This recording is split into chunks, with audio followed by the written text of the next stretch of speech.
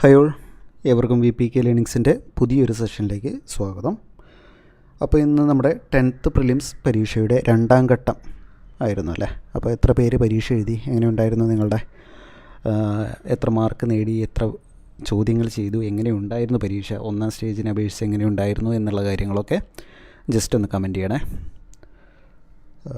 കാണാവോ? Okay, visible ആണോ? അതുപോലെ sound clear ആണോ? ഒന്ന് കമൻറ്റ് ചെയ്തേ.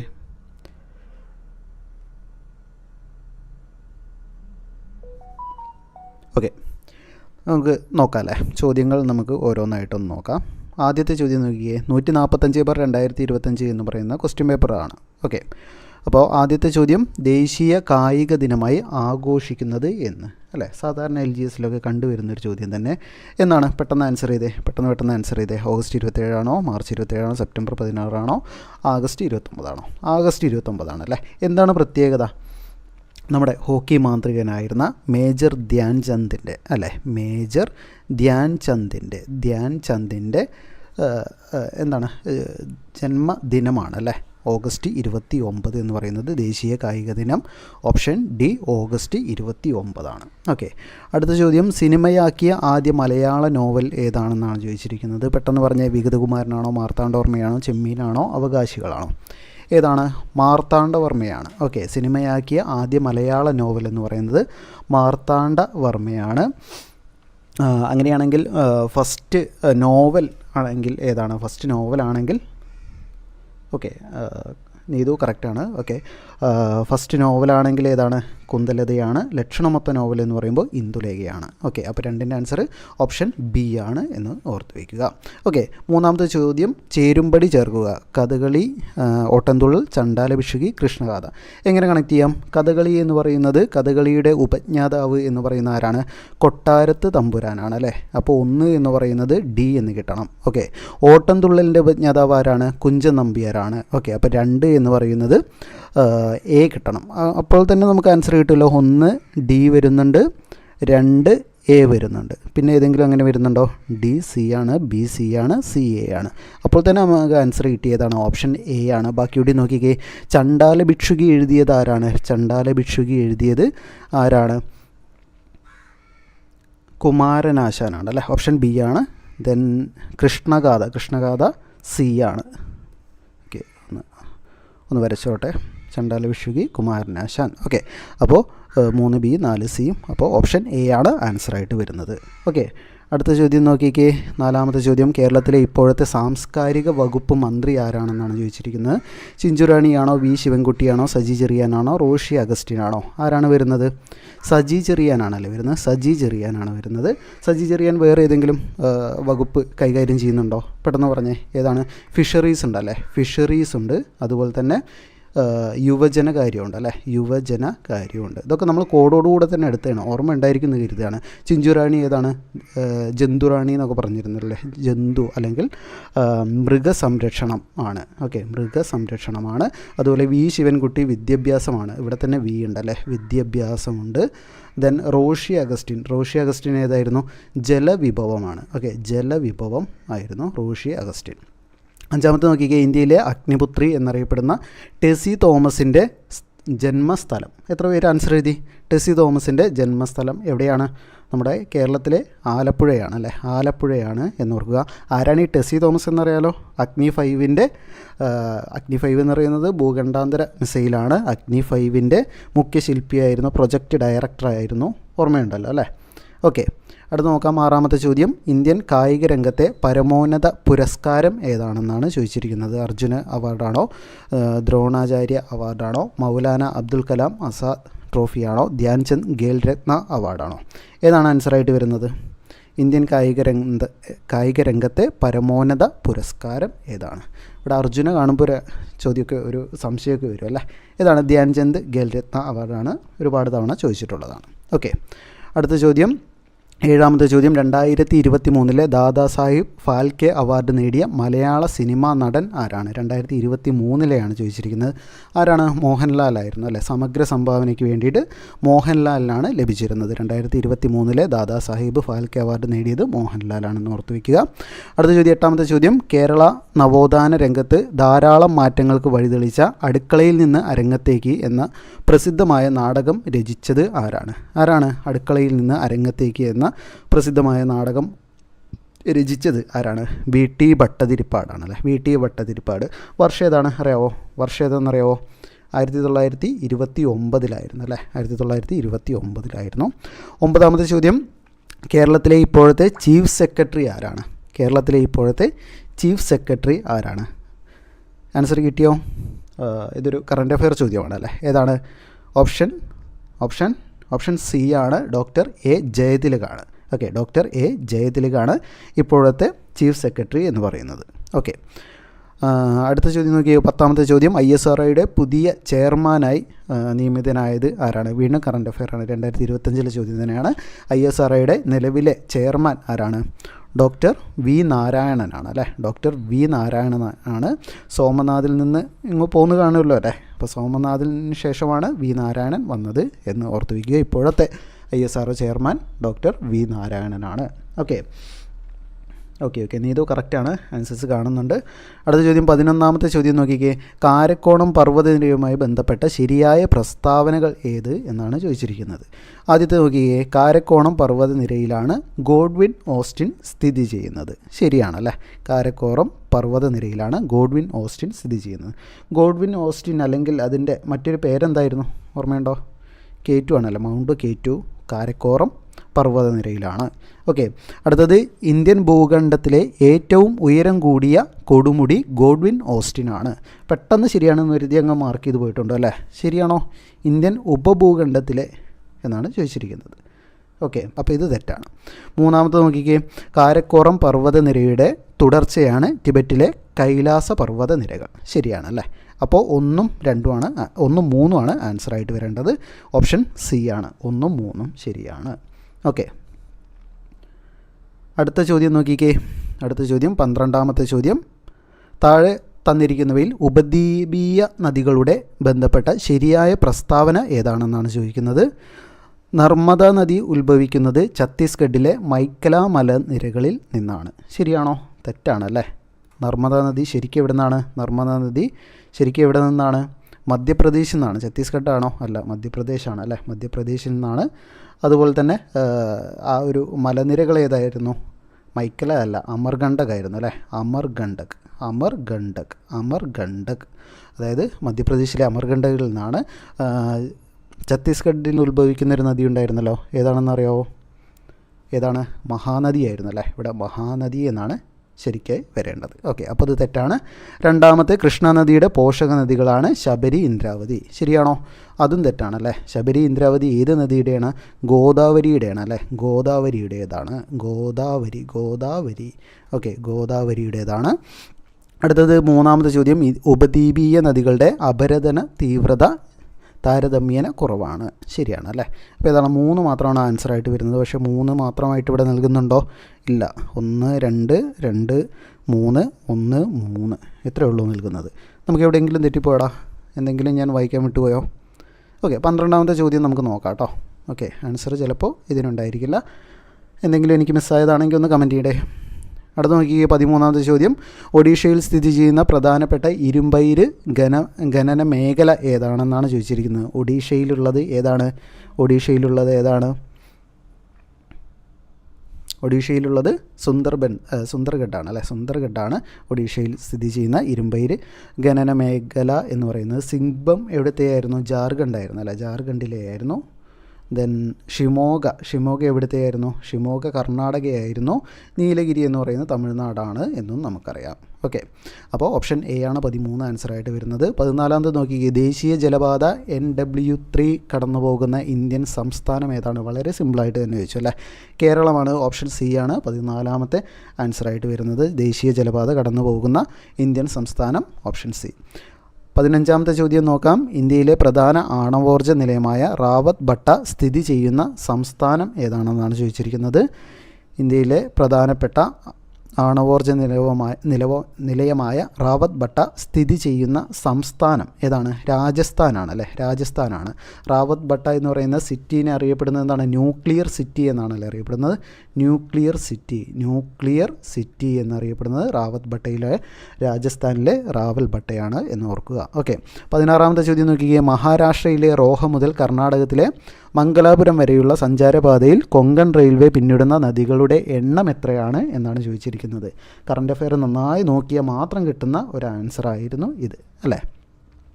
ഏതാണ്? 146 ആൻസറായിട്ട് വരുന്നത്. ഓപ്ഷൻ എ ആണ് ആൻസറായിട്ട് വരേണ്ടത്. ഇതെന്ന് പറയുന്നത് ഏകദേശം 2000-ഓളം ബ്രിഡ്ജുകളൊക്കെ കവർ ചെയ്തിട്ടാണ് ഈ ഒരു കൊങ്കൺ റെയിൽവേ കടന്നു പോകുന്നത്. ഓക്കെ. അപ്പോൾ 146 നദികളാണ് ഇതിൽ കടന്നു പോകുന്നത് എന്ന് ഓർക്കുക. ഓക്കെ. അപ്പോൾ 2000-നടുത്തോളം ബ്രിഡ്ജ് എന്താണെന്നൊന്നും ആലോചിക്കേണ്ട കേട്ടോ. അതായത് ഈ ഒരു നദികൾ വരുന്ന സ്ഥലത്ത് മാത്രമല്ല ബ്രിഡ്ജ് യൂസ് ചെയ്യുക. ഓക്കെ. അപ്പോൾ 146 നദികളാണ്. ഇത് ആൻസർ കിട്ടിയ ആരെങ്കിലും ഉണ്ടോ? അടുത്ത് നോക്കിക്കുക. 17ാമത്തെ ചോദ്യം. ബംഗാളിലെ ആദ്യകാല വർത്തമാന പത്രം ഏതാണെന്നാണ് ചോദിച്ചിരിക്കുന്നത്. ആൻസർ പറഞ്ഞേ. ബംഗാളിലെ ആദ്യകാല വർത്തമാന പത്രം ഏതാണ്? ബംഗാളിലെ ആദ്യകാല വർത്തമാന പത്രം ഏതാണ്? ശരിക്ക് ആൻസർ എന്താ വരേണ്ടത്? സംബാദ് പ്രഭാകറാണല്ലോ വരേണ്ടത്. സംബാദ്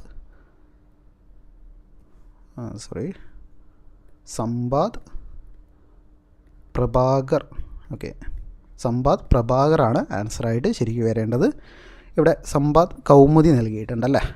ഓക്കെ. നോക്കാം. അടുത്ത 18ാമത്തെ ചോദ്യം. താഴെ കൊടുത്തിരിക്കുന്നതിൽ റാബി വിളകൾ അല്ലാത്തതാണ് ചോദിച്ചിരിക്കുന്നത്. നോക്കിക്കേ. ഏതാണ്? പുകയില എന്ന് പറയുന്നത് ഒരു റാബി വിളയാണോ? അല്ല അല്ലേ. അപ്പോൾ ഓപ്ഷൻ എ തന്നെയാണ്. കടുക് എന്ന് പറയുന്നത് റാബി വിളയാണ്. പരുത്തി എന്ന് പറയുന്നത് റാബി വിളയാണ്. ഗോതമ്പ് എന്ന് പറയുന്നത് റാബി വിളയാണ്. ഓക്കെ. റാബി വിള എന്ന് പറഞ്ഞാൽ എന്താ? മഞ്ഞുകാലത്ത് കൃഷി ചെയ്യുന്ന വിളകളാണ് അല്ലേ. ഓക്കെ. ദെൻ റാബി വിളകളല്ലാത്തത് നമ്മൾ പുകയിലാണ് അല്ല, നേരത്തെ നമ്മൾ പറഞ്ഞ എന്താണ്? ഖാരിഫ് വിള ആണ്. സോ റാബി അല്ലാത്തത് പരുത്തിയാണല്ലേ. ഖാരിഫ് വിളയായ പരുത്തിയാണ് ആൻസറായിട്ട് വരേണ്ടത്. ഓപ്ഷൻ സി ആണ്. ഇതൊന്ന് ചേഞ്ച് ചെയ്യുന്നുണ്ട്. ദെൻ 19ാമത്തെ ചോദ്യം. ഇന്ത്യയുമായി കരാതിർത്തി പങ്കിടുന്ന രാജ്യങ്ങളിൽ ഉൾപ്പെടാത്ത രാജ്യം ഏതെന്നാണ് ചോദിച്ചിരിക്കുന്നത്. തജിക്കിസ്ഥാൻ നൽകിയിട്ടുണ്ട്, മ്യാൻമർ നൽകിയിട്ടുണ്ട്, അഫ്ഗാനിസ്ഥാൻ നൽകിയിട്ടുണ്ട്, ഭൂട്ടാൻ നൽകിയിട്ടുണ്ട്. വളരെ സിമ്പിളായിട്ട് തന്നെ കിട്ടും. ഏതാ? തജിക്കിസ്ഥാനാണ് അല്ലേ. ഓപ്ഷൻ എ തജിക്കിസ്ഥാനാണ് ഇന്ത്യയുമായി കരാതിർത്തി പങ്കിടാത്ത രാജ്യങ്ങളെന്ന് പറയുന്നത്. ബാക്കി രാജ്യങ്ങൾ ഏതൊക്കെയാണ്? മ്യാൻമർ പങ്കിടുന്നുണ്ട്, ഭൂട്ടാൻ പങ്കിടുന്നുണ്ട്, അഫ്ഗാനിസ്ഥാൻ പങ്കിടുന്നുണ്ട്. പിന്നെ ഏതാണ്? നമ്മുടെ ചൈനയെ മറക്കാൻ പറ്റുമോ? ഇല്ല, ചൈന. പിന്നെ ഏറ്റവും കൂടുതൽ ഉള്ള ബംഗ്ലാദേശുണ്ട് അല്ലേ, ബംഗ്ലാദേശുണ്ട്. ദെൻ നമ്മുടെ പാകിസ്ഥാനുണ്ട്. ദെൻ ഒന്നുകൂടി ഉണ്ടല്ലോ, ഏതാണ്? നേപ്പാൾ അല്ലേ, നേപ്പാളുണ്ട്. മ്യാൻമർ, ഭൂട്ടാൻ, അഫ്ഗാനിസ്ഥാൻ, ചൈന, ബംഗ്ലാദേശ്, പാകിസ്ഥാൻ, നേപ്പാൾ. ഓക്കെ. അടുത്ത ചോദ്യം 20ാമത്തെ ചോദ്യം. ഉത്തര പർവ്വത മേഖലയിൽ സ്ഥിതി ചെയ്യുന്ന ഹിമാചൽ പ്രദേശ്, ടിബറ്റ് എന്നിവയെ തമ്മിൽ ബന്ധിപ്പിക്കുന്ന പ്രധാന ചുരം. ഹിമാചൽ പ്രദേശ് അതുപോലെ ടിബറ്റ് ഏതാണ്? ഷിപ്കിലയാണ് അല്ലേ, ഷിപ്കില. ഓപ്ഷൻ ബി ആണ് ആൻസറായിട്ട് വരേണ്ടത്. ഓക്കെ, ഷിപ്കില ആണ് എന്ന് ഓർത്ത് വയ്ക്കുക. ഓക്കെ, അടുത്ത ചോദ്യം നോക്കാം. 21ാമത്തെ ചോദ്യം നോക്കിക്കേ. ഗാന്ധിജിയുടെ ബഹിഷ്കരണ സമര രീതിയെ എതിർത്തുകൊണ്ട് 1923 സ്വരാജ് പാർട്ടിക്ക് രൂപം നൽകിയ നേതാക്കൾ ആരൊക്കെയാണ്? ഗോപാലകൃഷ്ണ ഗോഖലെയുണ്ടോ? ഇല്ല. സുഭാഷ് ചന്ദ്രബോസ് ഉണ്ടോ? ഇല്ല. CR ദാസ് ഉണ്ടോ? ഉണ്ടല്ലേ. ദെൻ മോത്തിലാൽ നെഹ്റു ഉണ്ട്. ഓക്കെ, അപ്പോൾ 3, 4 വരുന്ന ഓപ്ഷൻ സി ആണ് ആൻസറായിട്ട് വരേണ്ടത്. 21 ഓപ്ഷൻ സി ആണ്. അപ്പോൾ നമ്മളിപ്പോൾ പറഞ്ഞുകൊണ്ടിരിക്കുന്നത് ഇന്ന് നടന്ന 10th പ്രിലിമിനറി 2ാം ഘട്ട പരീക്ഷയുടെ ആൻസർ കീയാണ്, എക്സ്പെക്റ്റഡ് ആൻസർ കീയാണ് നമ്മളിപ്പോൾ പറഞ്ഞുകൊണ്ടിരിക്കുന്നത്. ക്ലാസ്സുകൾ ഇഷ്ടപ്പെട്ടുവെങ്കിൽ ഒന്ന് ലൈക്ക് ചെയ്ത് നിങ്ങളെ സുഹൃത്തുക്കൾ കൂടി ഒന്ന് ഷെയർ ചെയ്യുക. നമ്മുടെ ചാനലൊന്ന് സബ്സ്ക്രൈബ് ചെയ്യുക കേട്ടോ. അടുത്ത നോക്കി 22ാമത്തെ ചോദ്യം. സ്ത്രീകളുടെ ഉന്നത വിദ്യാഭ്യാസത്തിന് വേണ്ടി 1916 മഹാരാഷ്ട്രയിൽ വനിതാ സർവകലാശാല സ്ഥാപിച്ചത് ആരുടെ നേതൃത്വത്തിലാണ്? കാർവേയുടെയാണ് അല്ലേ, DK കാർവേയുടെ നേതൃത്വത്തിലാണ് സ്ത്രീകളുടെ ഉന്നത വിദ്യാഭ്യാസത്തിന് വേണ്ടി 1916 മഹാരാഷ്ട്രയിലെ വനിതാ സർവകലാശാല സ്ഥാപിച്ചത്. 23ാമത്തെ ചോദ്യം നോക്കിക്കേ. സ്വാതന്ത്ര്യ സമര കാലത്ത് ഇന്ത്യക്കാരിൽ ദേശസ്നേഹം വളർത്തുന്നതിൽ നിർണായക പങ്കുവഹിച്ച ഭാരത് മാത എന്ന ചിത്രം വരച്ചത് ആരായിരുന്നു? രാജാ രവിവർമ്മയാണോ, അബനീന്ദ്ര ടാഗോറാണോ, നന്ദലാൽ ബോസാണോ, അമൃത ഷേർഗിലാണോ? ഏത് ആൻസർ വരുന്നത്? 23ൻ്റെ ആൻസർ പെട്ടെന്ന് കമൻറ്റ് ചെയ്തേ. ഏതാണ് 23ൻ്റെ ആൻസർ? അബനീന്ദ്ര ടാഗോറാണ് അല്ലേ. ഓപ്ഷൻ ബി അബനീന്ദ്ര ടാഗോറാണ് ആൻസറായിട്ട് വരുന്നത്. ഭാരത് മാത എന്ന ചിത്രം വരച്ചത് അബനീന്ദ്ര ടാഗോർ. 24ാമത്തെ ചോദ്യം, ഇന്ത്യൻ ദേശീയ പ്രസ്ഥാനത്തിന് കരുത്ത് പകർന്ന പ്രാദേശിക പത്രങ്ങളെ നിയന്ത്രിക്കുന്നതിന് വേണ്ടി ബ്രിട്ടീഷുകാർ കൊണ്ടുവന്ന പ്രാദേശിക ഭാഷാ പത്രനിയമം നിലവിൽ വന്നത് എന്നാണ്? പ്രാദേശിക ഭാഷാ പത്രനിയമം നിലവിൽ വന്ന വർഷമാണ് ചോദിച്ചിരിക്കുന്നത്. ഏതാണ്? 1878 ആരാണ് കൊണ്ടുവന്നത്? ലിട്ടൺ പ്രഭുവാണ് അല്ലേ. ലിട്ടൺ പ്രഭുവാണ് എന്ന് ഓർത്ത് വയ്ക്കുക. ലിട്ടൺ പ്രഭുവാണ് 1878 പ്രാദേശിക ഭാഷാ പത്രനിയമം കൊണ്ടുവന്നത്. 25ാമത്തെ ചോദ്യം. 25ാമത്തെ ചോദ്യം, സ്വാതന്ത്ര്യാനന്തര ഇന്ത്യയിൽ ആദ്യ സ്വതന്ത്ര തിരഞ്ഞെടുപ്പ് നടന്നത് എന്നായിരുന്നു? സ്വാതന്ത്ര്യാനന്തര ഇന്ത്യയിൽ ആദ്യ സ്വതന്ത്ര തിരഞ്ഞെടുപ്പ് നടന്നത് 1951 മുതൽ 52 വരെ. ഓപ്ഷൻ എ ആണ് ആൻസറായിട്ട് വരുന്നത് അല്ലേ.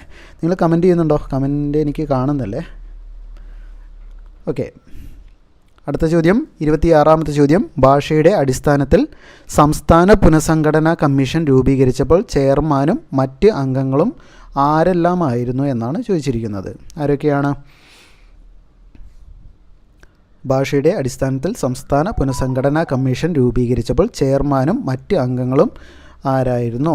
ചെയർമാൻ ആരായിരുന്നു? ഫസൽ അലി ആയിരുന്നു അല്ലേ. അപ്പോൾ ഫസൽ അലി ഇവിടെ എവിടെയെങ്കിലും ഉണ്ടോ? നോക്കിക്കേ, ഇവിടെയുണ്ട് ഫസൽ അലി. അതുപോലെ KM പണിക്കരും HN കുൻസ്രുവും. ഓപ്ഷൻ 3 ആൻസറായിട്ട് വരുന്നത്. 3 എന്ന് പറയുന്നത് ഓപ്ഷൻ സി ആണ്. ഓക്കെ, 26 ഓപ്ഷൻ സി ആണ് ആൻസറായിട്ട് വരുന്നത്. അടുത്ത ചോദ്യം നോക്കിക്കേ, 27ാമത്തെ ചോദ്യം, സ്വാതന്ത്ര്യ സമരവുമായി ബന്ധപ്പെട്ട് കേരളത്തിൽ നടന്ന സംഭവങ്ങളെ കാലഗണനാ ക്രമത്തിലാക്കുക. കുണ്ടറ വിളംബരം നടന്നത് എപ്പോഴാണ്? കുണ്ടറ വിളംബരം നടന്നത് 1809 അല്ലേ. 1809 വൈക്കം സത്യാഗ്രഹം 1924 നടന്നത്. മാപ്പിള ലഹള 1921 മലയാളി മെമ്മോറിയൽ സമർപ്പിച്ചതെന്നാണ്? 1891 അല്ലേ. അപ്പോൾ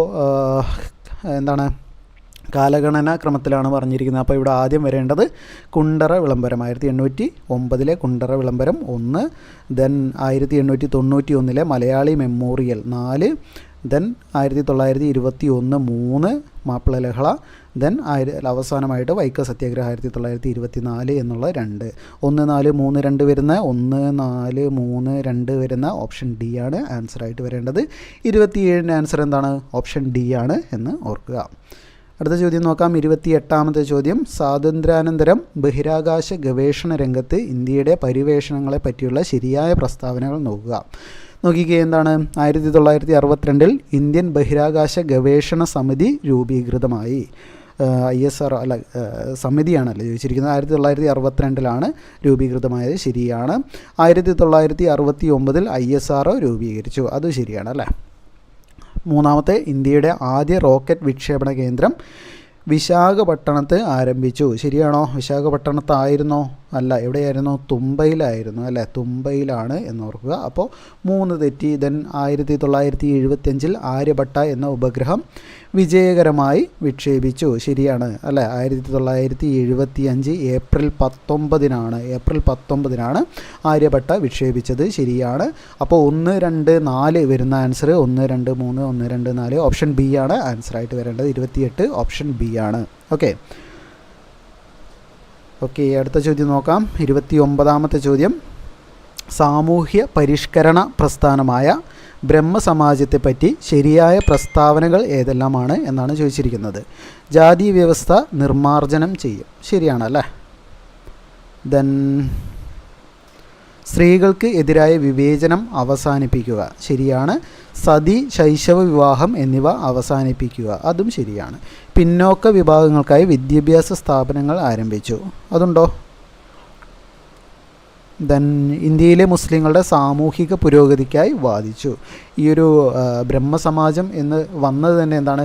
ഹിന്ദു നവോത്ഥാനത്തിന് വേണ്ടിയിട്ടാണ് അല്ലേ. അപ്പോൾ ഹിന്ദു നവോത്ഥാനത്തിന് വേണ്ടിയിട്ടാണ്. അപ്പോൾ എന്തായാലും 4 വരില്ല. പിന്നെ അപ്പോൾ നമുക്ക് എന്തായാലും പറയാവുന്ന ആൻസർ എന്ന് പറയുന്നത് 2, 3 വരുന്ന എത്രയുണ്ട്? 2, 3 വരുന്ന 2, 3 വരുന്ന 2, 3 വരുന്ന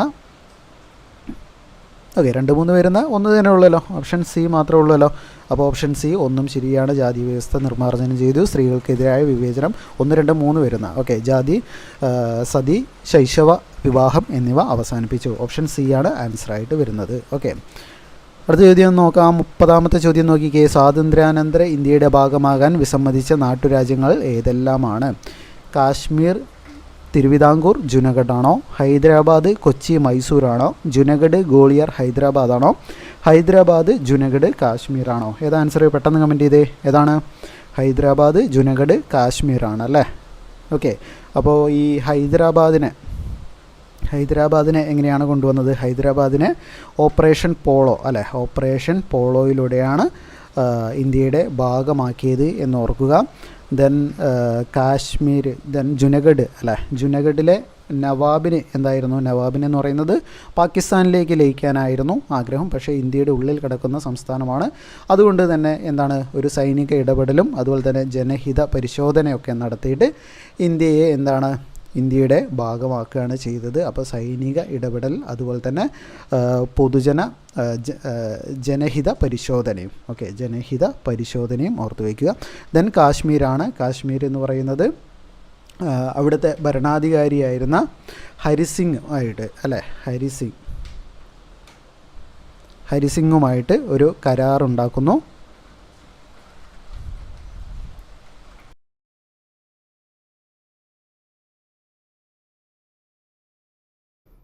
ഓക്കെ, ഇനിയുള്ള ചോദ്യങ്ങൾ നമുക്ക് പെട്ടെന്ന് ആൻസേഴ്സ് പറഞ്ഞു പോകാം. എന്നിട്ട് നമുക്ക് മാത്സ് ഡീറ്റെയിൽഡ് ആയിട്ട് തന്നെ നോക്കാം കേട്ടോ. മാത്സ് നമുക്ക് ഡീറ്റെയിൽഡ് ആയിട്ട് എങ്ങനെ ചെയ്യാം, അതിൻ്റെ ക്രിയകൾ അല്ലെങ്കിൽ അതിൻ്റെ കോഡ് വെച്ചിട്ട് തന്നെ എങ്ങനെയാണ് ട്രിക്സൊക്കെ വെച്ചിട്ട് തന്നെ നമുക്ക് ഡീറ്റെയിൽഡ് ആയിട്ട് പറഞ്ഞു പോകാം. അതുവരെയുള്ള ചോദ്യങ്ങൾ നമുക്ക് പെട്ടെന്ന് പറഞ്ഞു പോകാം. 31ാമത്തെ ചോദ്യമാണ് ഇനി നമുക്ക് പറയാനുള്ളത്. അവിടെ മുതൽ നമുക്ക് പറഞ്ഞു പോകാം. ഏതാണ് മൗലികാവകാശങ്ങളുമായി ബന്ധപ്പെട്ട പ്രസ്താവനകളിൽ ശരിയായത് ഏത് എന്നാണ് ചോദിച്ചിരിക്കുന്നത്. ഇനി നമ്മൾ ഡീറ്റെയിൽഡ് ആയിട്ടൊന്നും പറയുന്നില്ല, പെട്ടെന്ന് തന്നെ നമ്മൾ ആൻസേഴ്സ് പറഞ്ഞു പോവുകയാണ്. 31ൻ്റെ ആൻസർ എന്താണ്? പെട്ടെന്ന് കമൻറ്റ് ചെയ്തേ. 31ൻ്റെ ആൻസർ പെട്ടെന്ന് വായിച്ചിട്ട് കമൻറ്റ് ചെയ്തേ. ഓക്കെ, ഉത്തരം കാണിക്കുന്നില്ല അല്ലേ. ഓക്കെ, ഓപ്ഷൻ ഡി ആണ്. 1, 2, 3 ആണ് ശരിയായിട്ടുള്ളത്. ഓക്കെ, 1, 2, 3 ആണ് ശരിയായിട്ടുള്ളത്. ഓക്കെ, 1, 2, 3 ആണ് ശരിയായിട്ടുള്ളത്. ദെൻ അടുത്ത് നോക്കിക്കുക. 32ാമത്തെ ചോദ്യം. വിവരാവകാശ നിയമം 2005-ൻ്റെ 2019 ഭേദഗതിയുമായി ബന്ധപ്പെട്ട തെറ്റായ പ്രസ്താവനയാണ് ചോദിച്ചിരിക്കുന്നത്. തെറ്റായ പ്രസ്താവനയാണ്. 32ൻ്റെ ആൻസർ എന്താ വരുന്നത്? കേന്ദ്ര വിവരാവകാശ കമ്മീഷണറുടെ കാലാവധി 5 വർഷം അല്ലെങ്കിൽ 60 വയസ്സ് തികയുന്നവരെയാണ്. ഓപ്ഷൻ രണ്ടാമത്തെയാണ് തെറ്റായിട്ടുള്ളത്. 2 എന്ന് പറയുന്നത് ഓപ്ഷൻ ബി ആണ് അല്ലേ. ബി ആണ് ആൻസറായിട്ട് വരുന്നത്. 35ാമത്തെ ചോദ്യം നോക്കിക്കുക. 35ാമത്തെ ചോദ്യം. ഓക്കെ, 33ാമത്തെ ചോദ്യം എന്ന് പറയുന്നത് ഇന്ത്യൻ ഭരണഘടനയിൽ പ്രതിപാദിക്കുന്ന സ്വകാര്യ സ്വത്തവകാശവുമായി ബന്ധപ്പെട്ട ശരിയായ പ്രസ്താവനയാണ് ചോദിച്ചിരിക്കുന്നത്. 33ൻ്റെ ആൻസർ എന്താണ്? ഓപ്ഷൻ ഡി ആണ് വരുന്നത്. 2ഉം 3ഉം ആണ്. ഓക്കെ, 2ഉം 3ഉം ആണ്. 34ാമത്തെ ചോദ്യം. ജനഗണമന ഇന്ത്യയുടെ ദേശീയ ഗാനമായി അംഗീകരിച്ചത് എന്നാണെന്നാണ്. 34ൻ്റെ ആൻസർ 1950 ജനുവരി 24 ഓപ്ഷൻ സി ആണ് ആൻസറായിട്ട് വരേണ്ടത്. 35ാമത്തെ ചോദ്യം. ഇന്ത്യൻ ഭരണഘടനയുടെ ഏത് വകുപ്പിലാണ് ദേശീയ പതാകയെക്കുറിച്ച് പ്രതിപാദിക്കുന്നത്? ഏതാണ്? 51 എയിൽ എ ആണ് അല്ലേ. ഓപ്ഷൻ എ ആണ് ആൻസറായിട്ട് വരുന്നത്. 36ാമത്തെ ചോദ്യം. ഇന്ത്യയുടെ ദേശീയ ഗീതമായ വന്ദേ മാതരം ആദ്യമായി പൊതുവേദിയിൽ പാടിയത് ഇന്ത്യൻ നാഷണൽ കോൺഗ്രസിൻ്റെ ഏത് സമ്മേളനത്തിൽ വെച്ചായിരുന്നു? 36ൻ്റെ ആൻസർ ഏതാണ്? കൽക്കത്ത സമ്മേളനത്തിലാണ് അല്ലേ. 1896 കൽക്കത്ത സമ്മേളനത്തിൽ വെച്ചായിരുന്നു. 37ാമത്തെ ചോദ്യം. അവസര സമത്വത്തെക്കുറിച്ച് പ്രതിപാദിക്കുന്ന ഭരണഘടനാ വകുപ്പ് ഏതെന്നാണ് ചോദിച്ചിരിക്കുന്നത്. ഏതാണ് അവസര സമത്വവുമായി ബന്ധപ്പെട്ട വകുപ്പ് എന്ന് പറയുന്നത്? 16ാം വകുപ്പാണ്. ഓപ്ഷൻ ബി ആണ് ആൻസറായിട്ട് വരുന്നത്. 38ാമത്തെ ചോദ്യം. ഇന്ത്യയുടെ ദേശീയ ചിഹ്നവുമായി ബന്ധപ്പെട്ട് തെറ്റായ പ്രസ്താവനയാണ് ചോദിച്ചിരിക്കുന്നത്. ഓക്കെ, തെറ്റായ പ്രസ്താവനകളൊന്ന് വായിച്ചു നോക്കിയേ. സത്യമേവ ജയതേ എന്ന് മുണ്ടകോപനിഷത്തിൽ നിന്നെടുത്ത മുദ്രാവാക്യം ദേശീയ ചിഹ്നത്തിൻ്റെ അടിഭാഗത്ത് ആലേഖനം ചെയ്തിരിക്കുന്നത്. ഇത് ശരിയല്ലേ? തെറ്റല്ല. ദെൻ സിംഹം, കാള, കുതിര, ആന എന്നീ മൃഗങ്ങളുടെ രൂപങ്ങൾ ദേശീയ ചിഹ്നത്തിലുണ്ട്. അതും ശരിയാണല്ലേ. 1947 ഓഗസ്റ്റ് 15 ദേശീയ ചിഹ്നം ഔദ്യോഗികമായി അംഗീകരിച്ചത്. തെറ്റാണ്. സാരനാഥിലെ അശോക സ്തംഭത്തിലെ സിംഹത്തോരണമാണ് ഇന്ത്യയുടെ ദേശീയ ചിഹ്നമായിട്ട് ഉപയോഗിച്ചത്. അതും ശരിയാണ്. അപ്പോൾ ഏതാണ്? ഓപ്ഷൻ സി 3 മാത്രമാണ് തെറ്റായത് എന്ന് പറയുന്നത്. ഓക്കെ, അടുത്ത ചോദ്യം. ദേശീയ മനുഷ്യാവകാശ കമ്മീഷനുമായി ബന്ധപ്പെട്ട് താഴെ പറയുന്ന പ്രസ്താവനകളിൽ ശരിയായത് ഏത് എന്നാണ് ചോദിച്ചിരിക്കുന്നത്. ഓക്കെ, ശരിയായതാണ് ചോദിച്ചിരിക്കുന്നത്. നോക്കിക്കേടാ, 1993 ഒക്ടോബർ 12 ഇന്ത്യ ഗവൺമെൻറ് മനുഷ്യാവകാശ കമ്മീഷനെ നിയമിച്ചത്. ശരിയാണോ? ശരിയാണ് അല്ലേ. കമ്മീഷന് 5 അംഗങ്ങളുണ്ട്. തെറ്റാണ്. ആദ്യ ചെയർമാൻ ജസ്റ്റിസ് രംഗനാഥ് മിശ്രയായിരുന്നു. പരാതികളുടെ അടിസ്ഥാനത്തിൽ കേസെടുക്കുന്നതിന് കമ്മീഷന് അധികാരമുണ്ട്. അപ്പോൾ 1, 3, 4 എന്ന് ആൻസർ വരണം. 1, 3, 4 ആൻസർ വരുന്നത് ഓപ്ഷൻ ബി ആണ്. ഓപ്ഷൻ ബി ആണ് 39ാമത്തെ ചോദ്യത്തിൻ്റെ ആൻസർ. 40ാമത്തെ ചോദ്യം, 6 വയസ്സിനും 14 വയസ്സിനും ഇടയിൽ പ്രായമുള്ള കുട്ടികൾക്ക് വിദ്യാഭ്യാസം ലഭ്യമാക്കുന്നതിനുള്ള സൗകര്യം ഏർപ്പെടുത്തുന്നത് രക്ഷിതാവിൻ്റെ കടമയാണ് എന്നത് മൗലിക കടമകളുടെ പട്ടികയിൽ ഉൾപ്പെടുത്തിയ ഭരണഘടനാ ഭേദഗതി ഏതാണെന്നാണ് ചോദിച്ചിരിക്കുന്നത്. 40ൻ്റെ ആൻസർ ഏതാണ്? 2002 86ാമത്തെ ഭരണഘടനാ ഭേദഗതിയാണ്. 41ാമത്തെ ചോദ്യം, കേരളത്തിൻ്റെ ഔദ്യോഗിക പക്ഷി ഏതാണ്? മലമുഴക്കി വേഴാമ്പലാണ്. നമ്മുടെ അടുത്ത സമയത്ത് മലമുഴക്കി വേഴാമ്പലിൻ്റെ ഒരു കഥയൊക്കെ പറഞ്ഞിരുന്നു അല്ലേ. ഓക്കെ, അടുത്ത ചോദ്യം, 42ാമത്തെ ചോദ്യം, കേരളത്തിലെ ആദ്യ വന്യജീവി സങ്കേതം ഏതാണ്? പെരിയാറാണ്. ഓപ്ഷൻ എ ആണ് വരുന്നത്. കൊച്ചിയുടെ ശ്വാസകോശം എന്നറിയപ്പെടുന്ന പക്ഷി സങ്കേതം ഏതാണ്? മംഗളവനം അല്ലേ. മംഗളവനമാണ്. ഓപ്ഷൻ എ ആണ്. 44ാമത്തെ ചോദ്യം, വിഴിഞ്ഞം തുറമുഖം സ്ഥിതി ചെയ്യുന്നത് കേരളത്തിലെ ഏത് ജില്ലയിലാണ് എന്നാണ് ചോദിച്ചിരിക്കുന്നത്. തിരുവനന്തപുരമാണ് വിഴിഞ്ഞം ജില്ല അല്ലേ. വിഴിഞ്ഞം തുറമുഖം ഇപ്പോൾ ഏതൊരു പരീക്ഷ എടുത്തു നോക്കിയാലും, ലാസ്റ്റ് 3 പരീക്ഷ എടുത്തു നോക്കിയാലും അതിൽ കാണാവുന്ന ചോദ്യം തന്നെ കേട്ടോ. അടുത്തത്, കേരള കായിക ദിനം ചോദിച്ചിട്ടുണ്ട്. ഇന്ത്യൻ കായിക ദിനവുമായി ബന്ധപ്പെട്ട ചോദ്യം. അതുപോലെ തന്നെ കേരള കായിക ദിനം ചോദിച്ചിട്ടുണ്ട്. ഒക്ടോബർ 13 ഓർക്കുക. കേരളത്തിലെ ആദ്യ ജലവൈദ്യുത പദ്ധതി ഏതാണെന്ന് ചോദിച്ചിട്ടുണ്ട്. പള്ളിവാസലാണ്. എല്ലാം ഒരു LGS ലെവലിലുള്ള ചോദ്യങ്ങളാണ് അല്ലേ. അപ്പോൾ 47ാമത്തെ ചോദ്യം, കേരളത്തിൻ്റെ നിത്യഹരിത വനം ഏതാണ്? സൈലൻറ്റ് വാലിയാണ്. ഓപ്ഷൻ എ ആണ് വരുന്നത്. കേരളത്തിൻ്റെ ഗവർണർ ആയ ആദ്യ മലയാളി ആരാണ്? വി വിശ്വനാഥനാണ്. ഓപ്ഷൻ ഡി ആണ് ആൻസറായിട്ട് വരുന്നത്. അടുത്ത ചോദ്യം, കേരളത്തിലെ ഏറ്റവും വലിയ കായൽ ഏതാണ്? വേമ്പനാട്ട് കായലാണ്. ഓപ്ഷൻ എ ആണ് വരുന്നത്. ദക്ഷിണ ഭാഗീരഥി എന്ന് അറിയപ്പെടുന്ന നദി ഏതാണ്? 50ൻ്റെ ആൻസർ ഏതാണ്? ദക്ഷിണ ഭാഗീരഥി എന്നറിയപ്പെടുന്നത് പമ്പയാണ്. താഴെ പറയുന്നവയിൽ മലബാറിലെ സ്വാതന്ത്ര്യ സമരവുമായി ബന്ധമില്ലാത്തതാണ് ചോദിച്ചിരിക്കുന്നത്. ബന്ധമില്ലാത്ത സംഭവമാണ് ചോദിച്ചിരിക്കുന്നത്.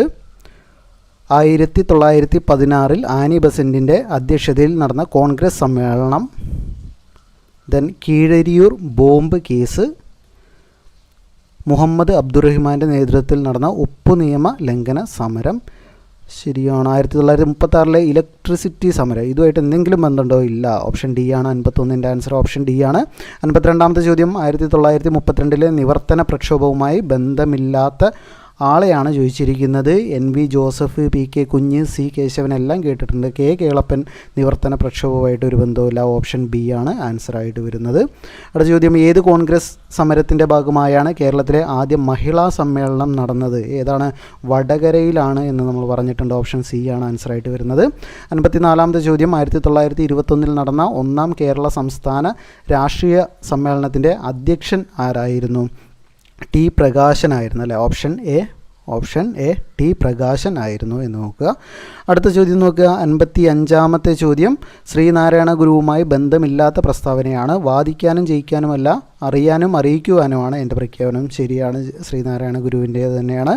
വിദ്യ കൊണ്ട് പ്രബുദ്ധരാകുക. ശരിയാണ്. സംഘടന കൊണ്ട് ശക്തരാകുക. ഫുള്ള് വായിക്കേണ്ട ആവശ്യം തന്നെയല്ല. സ്ത്രീകൾക്ക് മേൽമുണ്ടും ജാക്കറ്റും ധരിക്കുവാനുള്ള അവകാശം നേടിക്കൊടുത്തു. ഉണ്ടോ? ഇതൊന്നും നാരായണ ഗുരുവുമായി ബന്ധപ്പെട്ട കാര്യമല്ല.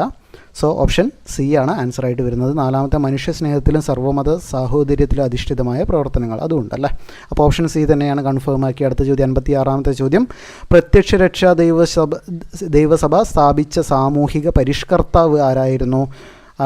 കുമാരഗുരുദേവൻ അല്ലെങ്കിൽ പൊയ്കയിൽ യോഹന്നാൻ അല്ലെങ്കിൽ പൊയ്കയിൽ അപ്പച്ചൻ ആയിരുന്നു. ദെൻ 57ാമത്തെ ചോദ്യം, 1615 കേരളത്തിലെത്തി സാമൂതിരിയുമായി വ്യാപാര ഉടമ്പടി ഒപ്പുവെച്ച ഇംഗ്ലീഷ് ഈസ്റ്റ് ഇന്ത്യ കമ്പനി പ്രതിനിധി ആരായിരുന്നു? കീലിംഗ് പ്രഭുവായിരുന്നു. William Keeling. ഓപ്ഷൻ സി ആണ് ആൻസറായിട്ട് വരുന്നത്. അടുത്ത ചോദ്യം, വയനാട്ടിലെ കുറിച്യ കലാപവുമായി ബന്ധപ്പെട്ട പ്രസ്താവനകൾ ഏതെല്ലാം എന്നാണ് ചോദിച്ചിരിക്കുന്നത്. ബ്രിട്ടീഷുകാർ അമിത നികുതി ചുമത്തിയത് കാരണമായിട്ടുണ്ട്. നികുതി പണമായി അടയ്ക്കാൻ നിർബന്ധിച്ചു. അതും കാരണമായിട്ടുണ്ട്. നികുതി അടയ്ക്കാൻ കഴിയാത്തവരുടെ കൃഷിഭൂമി പിടിച്ചെടുത്തു. അതും ശരിയാണ്. നാലാമത്തെ നോക്കിക്കുക, എല്ലാം ശരി ഉത്തരങ്ങളാണ്. അപ്പോൾ ഓപ്ഷൻ 4 കൊടുത്താൽ മതി. 4ൻ്റെ ആൻസർ ഓപ്ഷൻ ഡി ആണ് അല്ലേ. അപ്പോൾ 58ാമത്തെ ചോദ്യം ഓപ്ഷൻ ഡി ആണ്. 59ാമത്തെ ചോദ്യം, തിരുവിതാംകൂർ സർക്കാർ പണ്ടാരപ്പാട്ട വിളംബരം നടത്തിയ അല്ലെങ്കിൽ പുറപ്പെടുവിച്ച വർഷമാണ് ചോദിച്ചിരിക്കുന്നത്. ഏതാണ്? 1865 ആണല്ലേ. ഓപ്ഷൻ ബി 1865 ആണ്. 60ാമത്തെ ചോദ്യം, കേരളത്തിൽ ആദ്യമായി രൂപം കൊണ്ട സ്വകാര്യ ബാങ്ക് ഏതായിരുന്നു? നെടുങ്ങാടി ബാങ്ക് ആയിരുന്നു. നമ്മൾ ഇന്നലെ നമ്മൾ LGSന് വേണ്ടി ക്ലാസ് എടുത്തപ്പോൾ അത് പറഞ്ഞിരുന്നു അല്ലേ. അപ്പു നെടുങ്ങാടി ആരംഭിച്ച നെടുങ്ങാടി ബാങ്കിനെ കുറിച്ച് നമ്മൾ പറഞ്ഞിരുന്നു. 61ാമത്തെ ചോദ്യം, കണ്ടൽക്കാടുകളെ സംബന്ധിച്ച് താഴെ കൊടുത്തിരിക്കുന്ന പ്രസ്താവനകളിൽ ശരിയായത് തിരഞ്ഞെടുത്തെഴുതുക. 61ൻ്റെ ആൻസർ ഏതാണ്?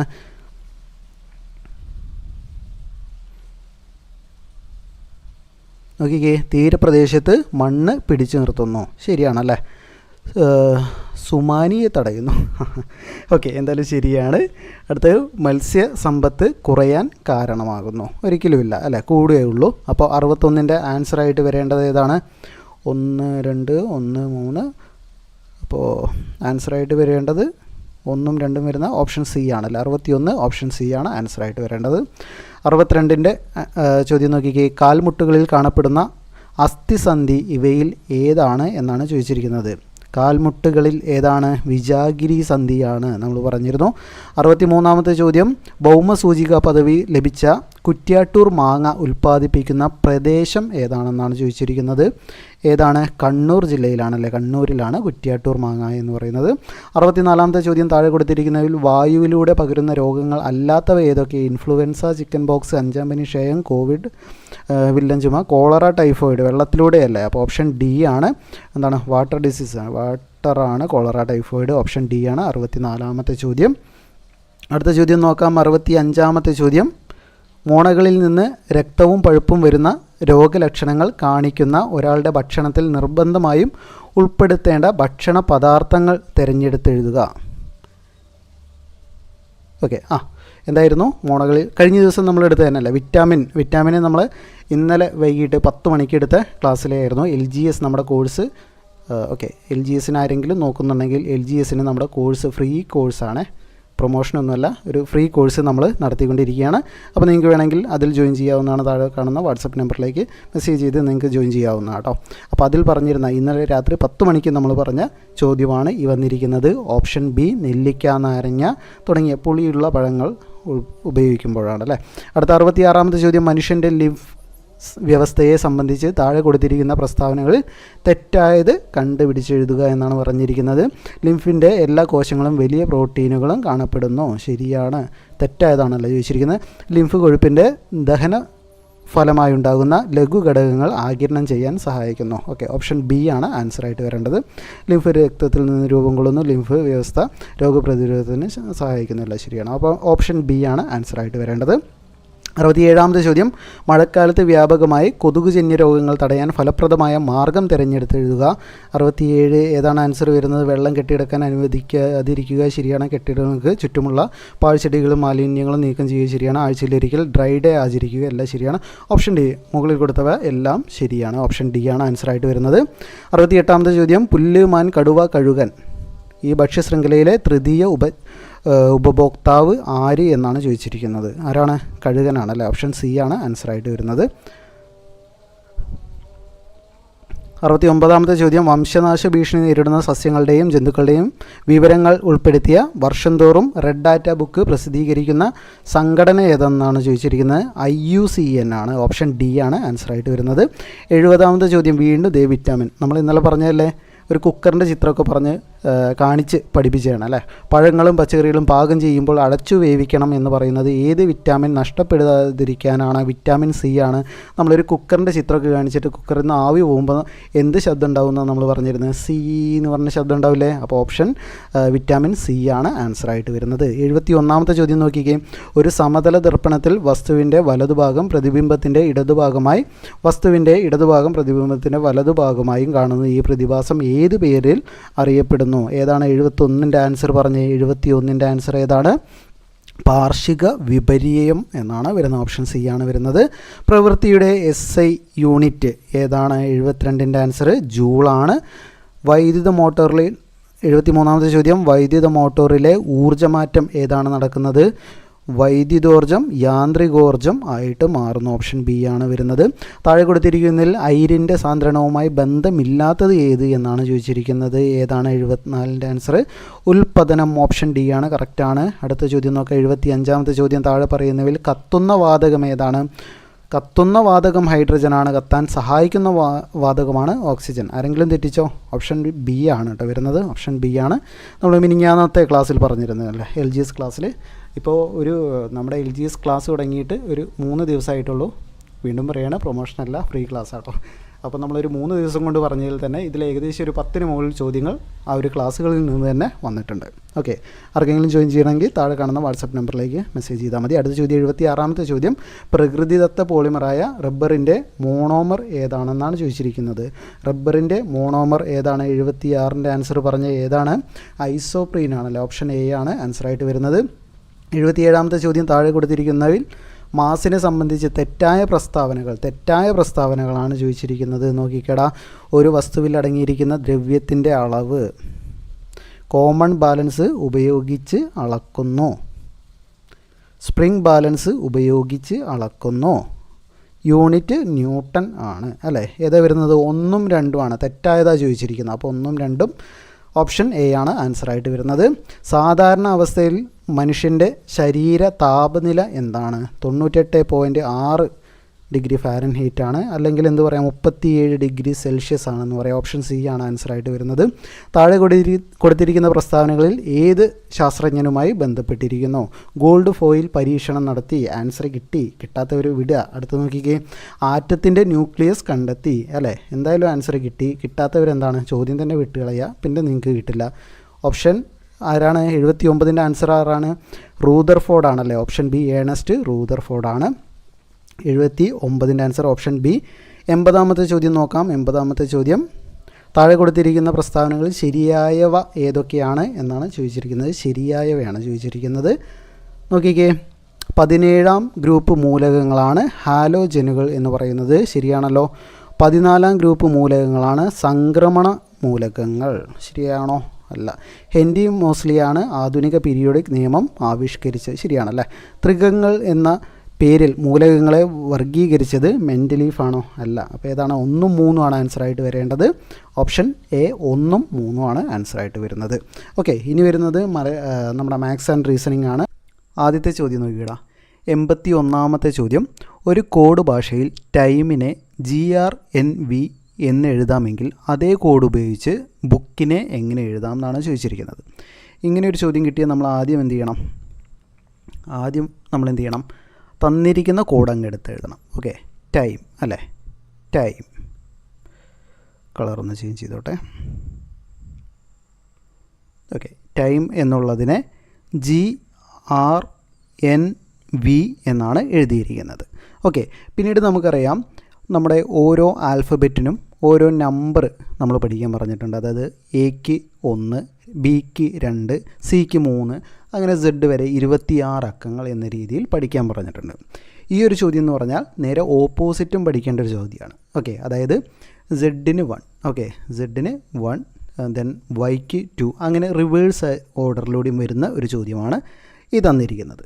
ഓക്കെ, അപ്പോൾ അതൊന്നും പഠിക്കണമെന്നില്ല. ഇതിനുള്ള ട്രിക്കൊക്കെ ജസ്റ്റ് പറഞ്ഞുതരാം കേട്ടോ. Hi okay. അപ്പോൾ നമുക്ക് നോക്കിക്കേ. ടീക്ക് എന്താണ്? ടീയുടെ ലെറ്റർ ഇവിടെ നോക്കിക്കേ. ടീക്ക് എന്താണ്? 20 ആണല്ലേ. അപ്പോൾ ടീയുടെ ലെറ്റർ എന്ന് പറയുന്നത് 20 ആണ്. ഐ എന്ന് പറയുന്നത് 9 ആണ്. എം എന്ന് പറയുന്നത് എന്താണ്?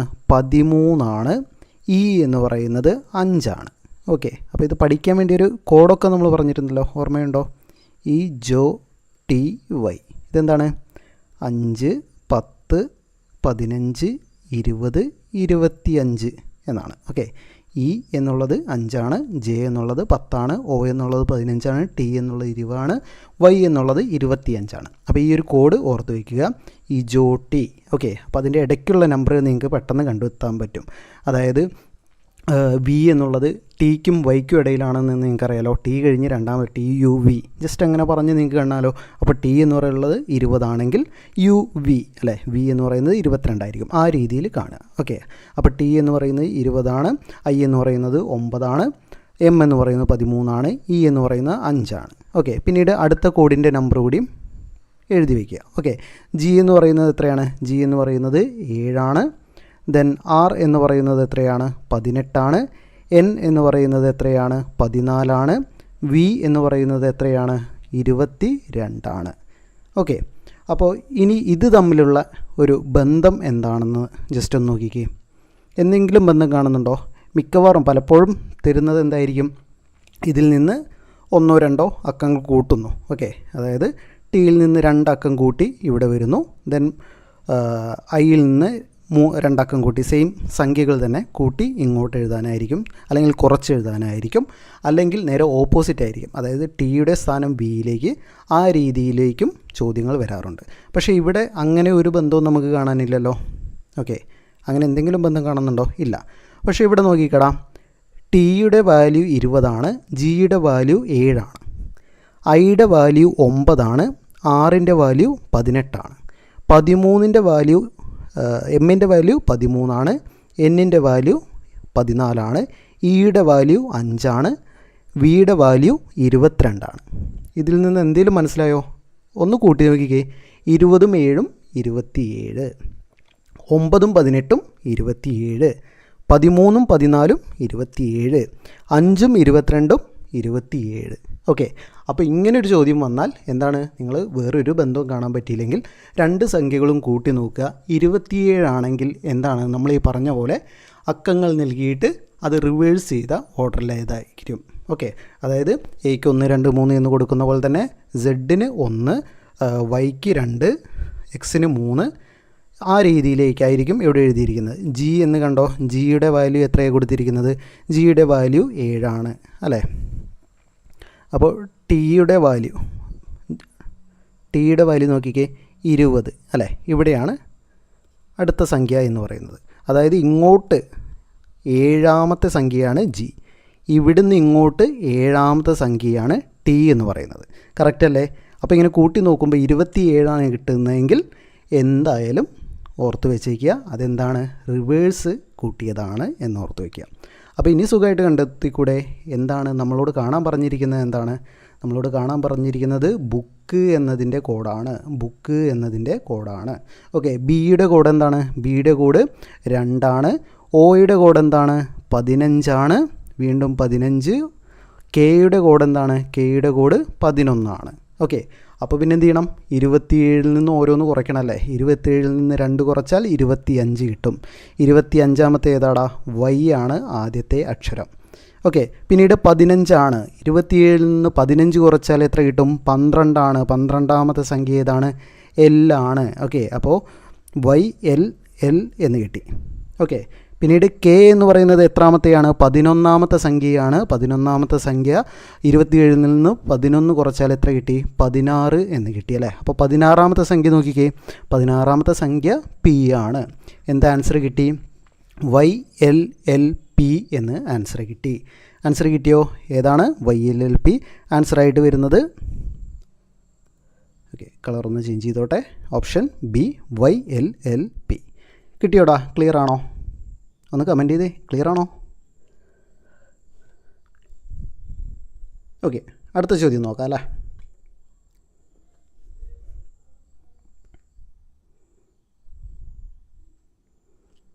അടുത്ത ചോദ്യം നോക്കാം.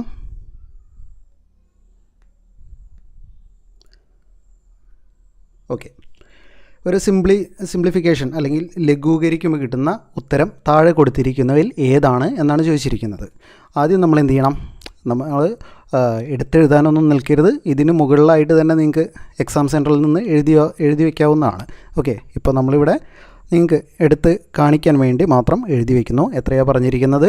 12 + 6 ഹരിക്കണമാണല്ലേ? ഹരിക്കണം 2 × 3 - 4. ഇത് ചെയ്യാനല്ലേ പറഞ്ഞിരിക്കുന്നത്? നമുക്കിങ്ങനെ ചെയ്യാൻ ലഘൂകരിക്കാൻ വേണ്ടി ഒരു റൂളുണ്ട്. എന്തായിരുന്നു അത്? ബോർഡ് മാസ് ആണല്ലേ? ബോർഡ് മാസ് ആണ്. ഓക്കെ, ബോർഡ് മാസ് ആണ്. ആദ്യം എന്ത് ചെയ്യണം? ബ്രാക്കറ്റ് ഉണ്ടെങ്കിൽ അത് ചെയ്യണം, ഓഫ് ചെയ്യണം. ദെൻ ഡിവിഷൻ ചെയ്യണം, മൾട്ടിപ്ലിക്കേഷൻ ചെയ്യണം, അഡീഷനും സബ്സ്ട്രാക്ഷനും ഇതേ ലെവലിൽ ഇതേ ഒരു ക്രമത്തിൽ വേണം നമ്മൾ ചെയ്യാൻ. ഓക്കെ, അതായത് ആദ്യം ഹരണം ചെയ്യണം. ഇവിടെ ഏതാണ് ഹരണം ഉള്ളത്? ഇതാണ് അല്ലേ. 6 ഹരിക്കണം 2 എന്ന് പറയുമ്പോൾ എത്ര കിട്ടും? 6 ഹരിക്കണം 2 എന്ന് പറയുമ്പോൾ 3 കിട്ടും. ഓക്കെ, അപ്പോൾ ബാക്കിയുള്ളത് 3 - 4 ഇവിടെ 12 പ്ലസ്. ഓക്കെ, പിന്നെ എന്താ ചെയ്യേണ്ടത്? മൾട്ടിപ്ലിക്കേഷൻ ചെയ്യണം അല്ലേ. മൾട്ടിപ്ലിക്കേഷൻ എന്ന് പറയുന്നത് ഇവിടെ എന്താ ഉള്ളത്? 3 × 3 9 എന്ന് കിട്ടി അല്ലേ. അപ്പോൾ എന്താ ഉള്ളത്? 12 + 9 - 4 എന്ന് കിട്ടി. പിന്നീട് ചെയ്യേണ്ടത് അഡീഷനും സബ്സ്ട്രാക്ഷനും. അത് ഒരുമിച്ച് ചെയ്താലും കുഴപ്പമൊന്നുമില്ല. അപ്പോൾ 12-ൽ നിന്ന് ആ രീതിയിൽ തന്നെ ചെയ്തു പോവുക. 12-ൽ നിന്ന് 12ഉം 9ഉം കൂട്ടിയാൽ എത്ര കിട്ടി? 21 എന്ന് കിട്ടി. -4 എന്ന് പറയുമ്പോൾ 17 എന്ന് ആൻസർ കിട്ടി. ഏതാണ്? ഓപ്ഷൻ ബി ആണല്ലേ. ഓപ്ഷൻ ബി ആൻസറായിട്ട് കിട്ടി. ക്ലിയർ അല്ലേ? അടുത്ത ചോദ്യം നോക്കാം നമുക്ക്. ക്ലിയർ അല്ലേ? ആൻസർ പറയടാ, കമൻറ്റ് ചെയ്യൂ. ഓക്കെ, അടുത്ത ചോദ്യം നോക്കാം. മണിക്കൂറിൽ 90 കിലോമീറ്റർ വേഗതയിൽ സഞ്ചരിക്കുന്ന ഒരു ട്രെയിൻ 225 കിലോമീറ്റർ ദൂരം സഞ്ചരിക്കാൻ എത്ര സമയമെടുക്കും എന്നാണ് ചോദിച്ചിരിക്കുന്നത്. ഓക്കെ, ഇവിടെ എന്താ പറഞ്ഞിരിക്കുന്നത്? വേഗത നമുക്ക് തന്നിട്ടുണ്ട്. എത്രയാണ്? മണിക്കൂറിൽ 90 കിലോമീറ്റർ സഞ്ചരിക്കും അല്ലേ. എത്ര കിലോമീറ്റർ സഞ്ചരിച്ചു, അല്ലെങ്കിൽ ലെങ്ത് എന്ന് പറയുന്നത് എന്താണ്? 225 കിലോമീറ്ററാണ് സഞ്ചരിച്ചത്. അതിൻ്റെ സമയമാണ് ചോദിച്ചിരിക്കുന്നത്. സമയമാണ് നമുക്ക് കാണേണ്ടത്. അപ്പോൾ ഈ ഒരു ഇക്വേഷൻ എല്ലാവർക്കും അറിയാമായിരിക്കുമല്ലോ അല്ലേ. എന്താണ്? സമയം കാണാൻ വേണ്ടിയിട്ട് എന്ത് ചെയ്യണം? ദൂരം ഡിവൈഡഡ് ബൈ വേഗത കാണണം അല്ലേ. വേഗത കാണണം. ഇവിടെ സമയം എന്ന് പറയുന്നത് നമുക്കറിയില്ല. ഓക്കെ, കളറൊന്ന് ചേഞ്ച് ചെയ്തോട്ടെ. ഓക്കെ, സമയം എന്ന് പറയുന്നത് നമുക്കറിയില്ല. സമയം കാണാൻ വേണ്ടിയിട്ട് എന്ത് ചെയ്യണം? ദൂരം തന്നിട്ടുണ്ട് 225 കിലോമീറ്ററാണ്. വേഗത എന്ന് പറയുന്നത് 90 ആണ്. ഓക്കെ, ഈ സംഭവം അങ്ങ് ചെയ്താൽ എത്ര കിട്ടും? 2.5 എന്ന് ആൻസർ കിട്ടും. ചെറുതാക്കുമ്പോൾ 2.5 എന്ന് ആൻസർ കിട്ടും. അതായത് 2.5 മണിക്കൂർ അല്ലേ. 2 മണിക്കൂർ 20 മിനിറ്റ് എന്ന ആൻസർ കിട്ടും. വേണ്ട, ഒന്നും കാണണ്ട, നോക്കിക്കേ. മണിക്കൂറിൽ 90 കിലോമീറ്റർ സഞ്ചരിക്കും അല്ലേ. ഒരു മണിക്കൂറിൽ എത്രയാണ്? 90 കിലോമീറ്റർ സഞ്ചരിക്കും. ഓക്കെ, പിന്നെ അടുത്ത മണിക്കൂറിലോ, രണ്ടാമത്തെ മണിക്കൂറിലോ അതും 90 കിലോമീറ്റർ സഞ്ചരിക്കും. എത്രയായി? ടോട്ടൽ എത്രയായി? 180 കിലോമീറ്റർ സഞ്ചരിച്ചു. ഓക്കെ, പിന്നീട് 225 എത്ര ദൂരമുണ്ട്? 225 എത്ര ദൂരമുണ്ട് എന്ന് ചോദിച്ചാൽ 45, അതായത് 90ൻ്റെ പകുതി സമയം മതി അല്ലേ. അപ്പോൾ ഒരു മണിക്കൂർ, മൂന്നാമത്തെ മണിക്കൂറിലേക്ക് 1 മണിക്കൂർ ഫുള്ളായിട്ട് പോവേണ്ട, അതിൻ്റെ പകുതി പോയാൽ മതി അല്ലേ. 45 കിലോമീറ്റർ പോയാൽ മതി. അതായത് ഇവിടെ എന്താണ്? പകുതി വെച്ച് 2.5 മണിക്കൂർ ആവശ്യം ഉള്ളൂ അല്ലേ. അപ്പോൾ എത്ര ആൻസർ കിട്ടി? ആൻസർ 1 മണിക്കൂർ 2 മണിക്കൂർ 30 മിനിറ്റ് എന്ന് ആൻസർ കിട്ടി. ഓക്കെ, അടുത്ത ചോദ്യം നോക്കിക്കേ. ഒരു കച്ചവടക്കാരൻ്റെ കയ്യിൽ 24 പേനകളും 36 പെൻസിലുകളും 60 നോട്ട് ബുക്കുകളും ഉണ്ട്. ഇവയിൽ എല്ലാ ഐറ്റങ്ങളും ഉൾപ്പെടുത്തി ഒന്നും അവശേഷിക്കാതെ ഇവയെ പാക്കറ്റിലാക്കുകയാണെങ്കിൽ അയാൾക്ക് ഉണ്ടാക്കാൻ കഴിയുന്ന പരമാവധി പാക്കറ്റുകളുടെ എണ്ണമാണ്. അതായത് എല്ലാത്തിൽ നിന്നും എടുക്കണം, എല്ലാതും ഉൾപ്പെടുത്തണം, അങ്ങനെ രീതിയിൽ ചെയ്യണം എന്നാണ് പറയുന്നത്. അതായത് ഏറ്റവും സിമ്പിളായിട്ട് പറഞ്ഞാൽ ഉസാഗ കാണാനാണ് പറഞ്ഞിരിക്കുന്നത്. ഓക്കെ, ഉസാഗ കാണാനാണ്, അല്ലെങ്കിൽ HCF കാണാനാണ് പറഞ്ഞിരിക്കുന്നത്. ഏതൊക്കെയാണ് സംഖ്യകൾ നോക്കിക്കേ. പേനയും പെൻസിലും ഒക്കെ വിട്ടേക്കുക. എത്രയാണ്? പേന എന്ന് പറയുന്നത് 24 ദെൻ പെൻസിൽ എന്ന് പറയുന്നത് 36 നോട്ട്ബുക്ക് എന്ന് പറയുന്നത് എത്രയാണ്? 60 ഇതിൻ്റെ ഉസാഗ അല്ലെങ്കിൽ HCF കാണാൻ വേണ്ടിയിട്ടാണ് ചോദിച്ചിരിക്കുന്നത്. ഓക്കെ, പെട്ടെന്ന് തന്നെ കണ്ടുകൂടെ? 24ൻ്റെയും 36ൻ്റെയും 60ൻ്റെയും ഒക്കെ എങ്ങനെ കാണാം? ഉസാഗ കാണാൻ അറിയാലോ അല്ലേ. ഇതിനെ ഒന്ന് ഹരിക്കുകയാണെങ്കിൽ എല്ലാത്തിലും ഉൾപ്പെടുന്ന 6 കൊണ്ട് തന്നെ ഹരിച്ചൂടെ. ആദ്യം 6 കൊണ്ട് ഹരിക്കുമ്പോൾ 24 എന്ന് പറയുമ്പോൾ 4 എന്ന് കിട്ടും. 36 6 36 60ൽ എത്ര 6 ഉണ്ട് എന്ന് ചോദിച്ചാൽ 10 ഉണ്ട്. ഓക്കെ, പിന്നെ നമുക്കിതിനെ ചെറുതാക്കാലോ. എത്ര കൊണ്ട്? 2 കൊണ്ട് ചെയ്യാലോ. 2 കൊണ്ട് ചെയ്യുമ്പോൾ ഇവിടെ 2 എന്ന് കിട്ടി. 4ൽ 2 2 ഉണ്ട്. 6ൽ എത്രയുണ്ട്? 3 2ഉണ്ട്, 10ൽ 5 2ഉണ്ട്. വേറെ ഒന്നും ചെയ്യാനില്ല അല്ലേ. അപ്പോൾ ഈ ഒരു കാണുന്ന 6 × 2, ഇവിടെ കാണുന്ന 6 × 2 ചെയ്താൽ എന്ത് കിട്ടി? ആൻസർ കിട്ടി 12 എന്ന് കിട്ടിപ്പോയി. ആൻസർ കിട്ടി അല്ലേ. ഓപ്ഷൻ എ ആണ്, 12 ആണ് ആൻസറായിട്ട് വരുന്നത്. ക്ലിയർ അല്ലേ? Option A 12. ഓക്കെ, അടുത്ത് നോക്കാം. എന്തെങ്കിലും ഡൗട്ട് ഉണ്ടെങ്കിൽ ചോദിക്കുക കേട്ടോ. നിങ്ങളുടെ കമൻറ്റുകളൊന്നും കാണുന്നില്ല, ഒന്ന് നോക്കിക്കോട്ടെ. ഓക്കെ കാണാം. ഓക്കെ ആൻസേഴ്സ് കാണുന്നുണ്ട് കേട്ടോ. മനസ്സിലായില്ല, അനീഷ് മനസ്സിലായില്ല എന്ന് പറയുന്നത് ഏതാണ്? അനീഷ് ഏതാണ് മനസ്സിലാവാത്തത്? ജസ്റ്റ് ഒന്ന് പറയാമോ? ഒന്നുകൂടി പറയാം നമുക്ക്, അല്ലെങ്കിൽ അവസാനം പറയാം അല്ലേ.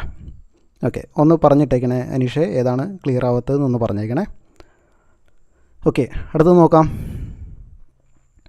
അടുത്ത ചോദ്യം,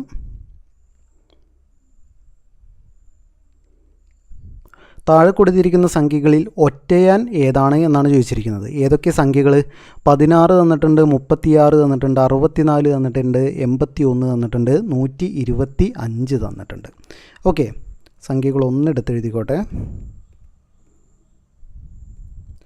16, 36, 64, 81, 125.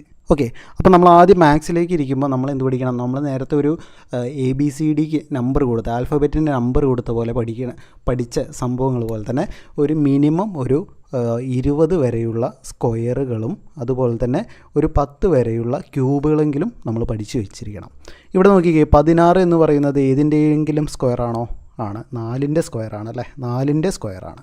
36 എന്ന് പറയുന്നതും 6ൻ്റെ സ്ക്വയറാണ്.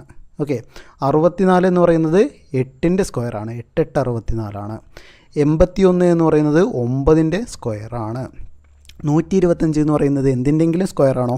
അല്ല, എന്താണ്? 5ൻ്റെ ക്യൂബാണ് അല്ലേ. അപ്പോൾ നമുക്ക് ഇതിനെ പറഞ്ഞുവിടാം, ഇതാണ് ഒറ്റയാൻ എന്ന് നമുക്ക് പറയാലോ. ഓക്കെ, അതിൻ്റെ മുൻപ് നമ്മൾ എന്ത് നോക്കണം? നമ്മളിവിടെ ഒറ്റസംഖ്യ ഇരട്ടസംഖ്യ ഒക്കെ നോക്കണം. എന്തെങ്കിലും നമുക്കിവിടെ കാണുന്നുണ്ടോ? 81 വന്നു, 125 വന്നു അല്ലേ. അതുകൊണ്ട് ഒറ്റസംഖ്യ നമുക്ക് പറയാൻ പറ്റില്ല. ബാക്കി 3 എണ്ണം ഇരട്ടസംഖ്യകൾ, ഇവിടെ ഒറ്റസംഖ്യകൾ 2 എണ്ണം ഉണ്ട്. അതുകൊണ്ട് തന്നെ ഒറ്റയാൻ എന്ന് പറയാൻ പറ്റില്ല. അതുപോലെയുള്ള കുറേ കേസസ് ഉണ്ട്. നമ്മളിതൊക്കെ ടോപ്പിക്കായി പഠിക്കുന്ന സമയത്ത് നമ്മൾ പറയും കേട്ടോ. ബാക്കിയുള്ള കേസസൊക്കെ നമ്മൾ പറയും. നമ്മളിത് പെട്ടെന്ന് പറഞ്ഞു പോവുകയാണ്. അപ്പോൾ ഏതാ ആൻസർ എന്ന് പറയുന്നത്? 125 ഓപ്ഷൻ ഡി ആണ് ആൻസറായിട്ട് വരേണ്ടത്. ഓക്കെ അല്ലേ, ക്ലിയർ അല്ലേ? അടുത്ത ചോദ്യത്തിലേക്ക് പോവാം. അടുത്ത ചോദ്യം എന്ന് പറയുന്നത് 86ാമത്തെ ചോദ്യം, 3/5 അല്ലേ, 3/5 ഹരിക്കണം 9 × 10 എന്നാണ് ചോദിച്ചിരിക്കുന്നത്. ഓക്കെ, ഹരണവുമായി ബന്ധപ്പെട്ട, ഭിന്നസംഖ്യയുടെ ഹരണവുമായി ബന്ധപ്പെട്ട ചോദ്യമാണ്. 3/5 ഹരിക്കണം 9/10 എന്ന് പറയുന്നത്. ഹരിക്കാൻ എല്ലാവർക്കും അറിയാവുന്ന തന്നെ അല്ലേ. ഭിന്നസംഖ്യകളുടെ ഹരണം എന്ന് പറയുമ്പോൾ വളരെ സിമ്പിളാണ്, തിരിച്ചിട്ട് ഗുണിക്കുക. ഓക്കെ, അതായത് 3/5 എന്നുള്ളത് കളർ മാറ്റിക്കോട്ടെ. ഓക്കെ, 3/5 എന്നുള്ളത് അതുപോലെ തന്നെ എഴുതുന്നു. പിന്നീട് നമ്മൾ ബാക്കി വരുന്നത് എന്താണ്? ഹരണം ആക്കുന്നു, ഹരണത്തെ ഗുണനമാക്കുന്നു. അതുപോലെ തിരിച്ചിടുന്നു. 9/10 എന്നുള്ളത് എന്താക്കുന്നു? 10/9 എന്നാക്കണു. ഓക്കെ, 10/9 എന്നാക്കണു. 3/5 × 10/9 എന്നാക്കുന്നു. അതായത് 9/10 തിരിച്ചിട്ടു. 9/10 എന്നുള്ളതിനെ 10/9 എന്നാക്കി. ഓക്കെ, അപ്പോൾ പിന്നെ ഇതങ്ങ് കണ്ടാൽ ക്ലിയർ ആവും. ഓക്കെ, ജസ്റ്റ് നോക്കാലോ. എന്താണ്? 5നെയും 10നെയും നമുക്ക് വെട്ടിക്കളയാം അല്ലേ. അപ്പോൾ 5 5ൽ ഒരു തവണ, 10 5ൽ 2 തവണ. ഓക്കെ, പിന്നെ 3നെയും 9നെയും അതുപോലെ തന്നെ വെട്ടിക്കളയാം. 3 3ൽ ഒരു തവണ, 9 3ൽ 3 തവണ. അപ്പോൾ എത്ര കിട്ടി? 1 വെട്ടിപ്പോയി. ഇവിടെയുള്ളത് 2/3 എന്ന് ആൻസർ കിട്ടി. 2/3 ആൻസർ ഉണ്ടോ? ഓപ്ഷൻ ബി നോക്കിക്കടാ. Option B 2/3. ഓക്കെ, ബി ആണ് ആൻസറായിട്ട് വരുന്നത്. ഓക്കെ അല്ലേ? അടുത്ത ചോദ്യം നോക്കാം. ഒരു കച്ചവടക്കാരൻ 1 ഡസൻ 50 രൂപ നിരക്കിൽ ആപ്പിൾ വാങ്ങുന്നു. അയാൾ അത് ഒരെണ്ണത്തിന് 5 രൂപ നിരക്കിൽ വിൽക്കുകയും ചെയ്യുന്നു. എങ്കിൽ താഴെ പറയുന്നതിൽ ശരിയായ പ്രസ്താവന ഏതാണ് എന്നാണ് ചോദിച്ചിരിക്കുന്നത്.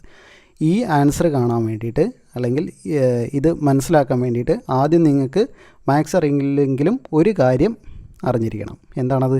ഡസൻ എന്ന് പറയുന്നത് എത്രയാണ്? എല്ലാവർക്കും അറിയാമല്ലോ അല്ലേ. ഡസൻ എന്ന് പറയുന്നത് എത്രയാണ്? ഡസൻ എന്ന് പറയുന്നത് 12 എണ്ണം ചേരുമ്പോഴാണ് ഒരു ഡസൻ, അല്ലേ? 12 എണ്ണം ചേരുമ്പോഴാണ് ഒരു ഡസൻ എന്ന് പറയുന്നത്. അതായത് 12 എണ്ണത്തിന് എത്ര രൂപയാണ് അയാൾ നൽകിയത്? 50 രൂപ കൊടുത്തിട്ടാണ് അയാൾ വാങ്ങിയത്. ഒരു ഡസൻ 50 രൂപയ്ക്ക് വാങ്ങി എന്ന് പറയുമ്പോൾ 12 എണ്ണത്തിന് 50 രൂപയാണ് വാങ്ങിയ വില എന്ന് പറയുന്നത്. പിന്നീട് എന്താ ചോദിച്ചിരിക്കുന്നത്? അയാൾ അത് ഒരെണ്ണത്തിന് 5 രൂപ നിരക്കിൽ വിറ്റു. വിറ്റത് എത്ര രൂപയ്ക്കാണ് വിറ്റത് എന്ന് പറയുന്നത്? ഒരെണ്ണത്തിന് 5 രൂപയ്ക്കാണ്. ഓക്കെ, അപ്പോൾ നമ്മൾ കാണേണ്ടത് 12 എണ്ണത്തിന് 50 രൂപ ആണ് കൊടുത്തതെങ്കിൽ ഒന്നിന് എത്രയായിരിക്കും? ഒന്നിന് 50/12 ആയിരിക്കും, അല്ലേ, വില വന്നിരിക്കുന്നത്. അതങ്ങ് ചെയ്ത ആൻസർ കിട്ടി. 50/12 എന്ന് പറയുമ്പോൾ നേർപകുതി നമുക്ക് കാണാം, 25/6. പിന്നീട് നമുക്ക് ചെറുതാക്കാൻ പറ്റില്ല. ആൻസറായി ചെയ്യുമ്പോൾ 6 6 12 24. ഇവിടെ ഒരു 4 എന്ന് കിട്ടും. 4 പോയിൻറ്റ് ദെൻ 1 വരുന്നു, 0 വരുന്നു, 1 7, അല്ലേ? 4.17 രൂപയാണ് അയാൾ വാങ്ങിയ വില. ഓക്കെ, 4.17 ആണ് വാങ്ങിയ വില. വിറ്റത് എത്ര രൂപയ്ക്കാണ്? 5 രൂപയ്ക്കാണ്, അല്ലേ? അപ്പോൾ അയാളുടെ ലാഭം എന്താണ്?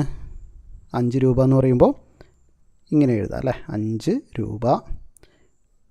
ഇത് കുറയ്ക്കേണ്ടത് എത്രയാണ്? 4.17. ഇത് കുറച്ച് എത്ര കിട്ടൂടാ? ഇവിടെ 10, 10ൽ നിന്ന് 7 കുറച്ചാൽ 3.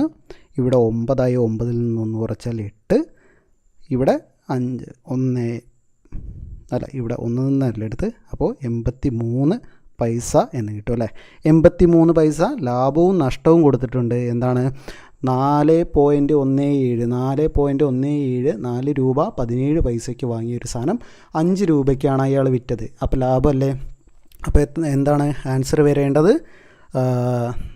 0.83 രൂപ ലാഭം കിട്ടുന്നു. ഓപ്ഷൻ എ ആണ് ആൻസറായിട്ട് വരേണ്ടത്. ക്ലിയർ അല്ലടാ? ക്ലിയർ ആണോ? ഒന്ന് ആൻസർ പറയാമോ?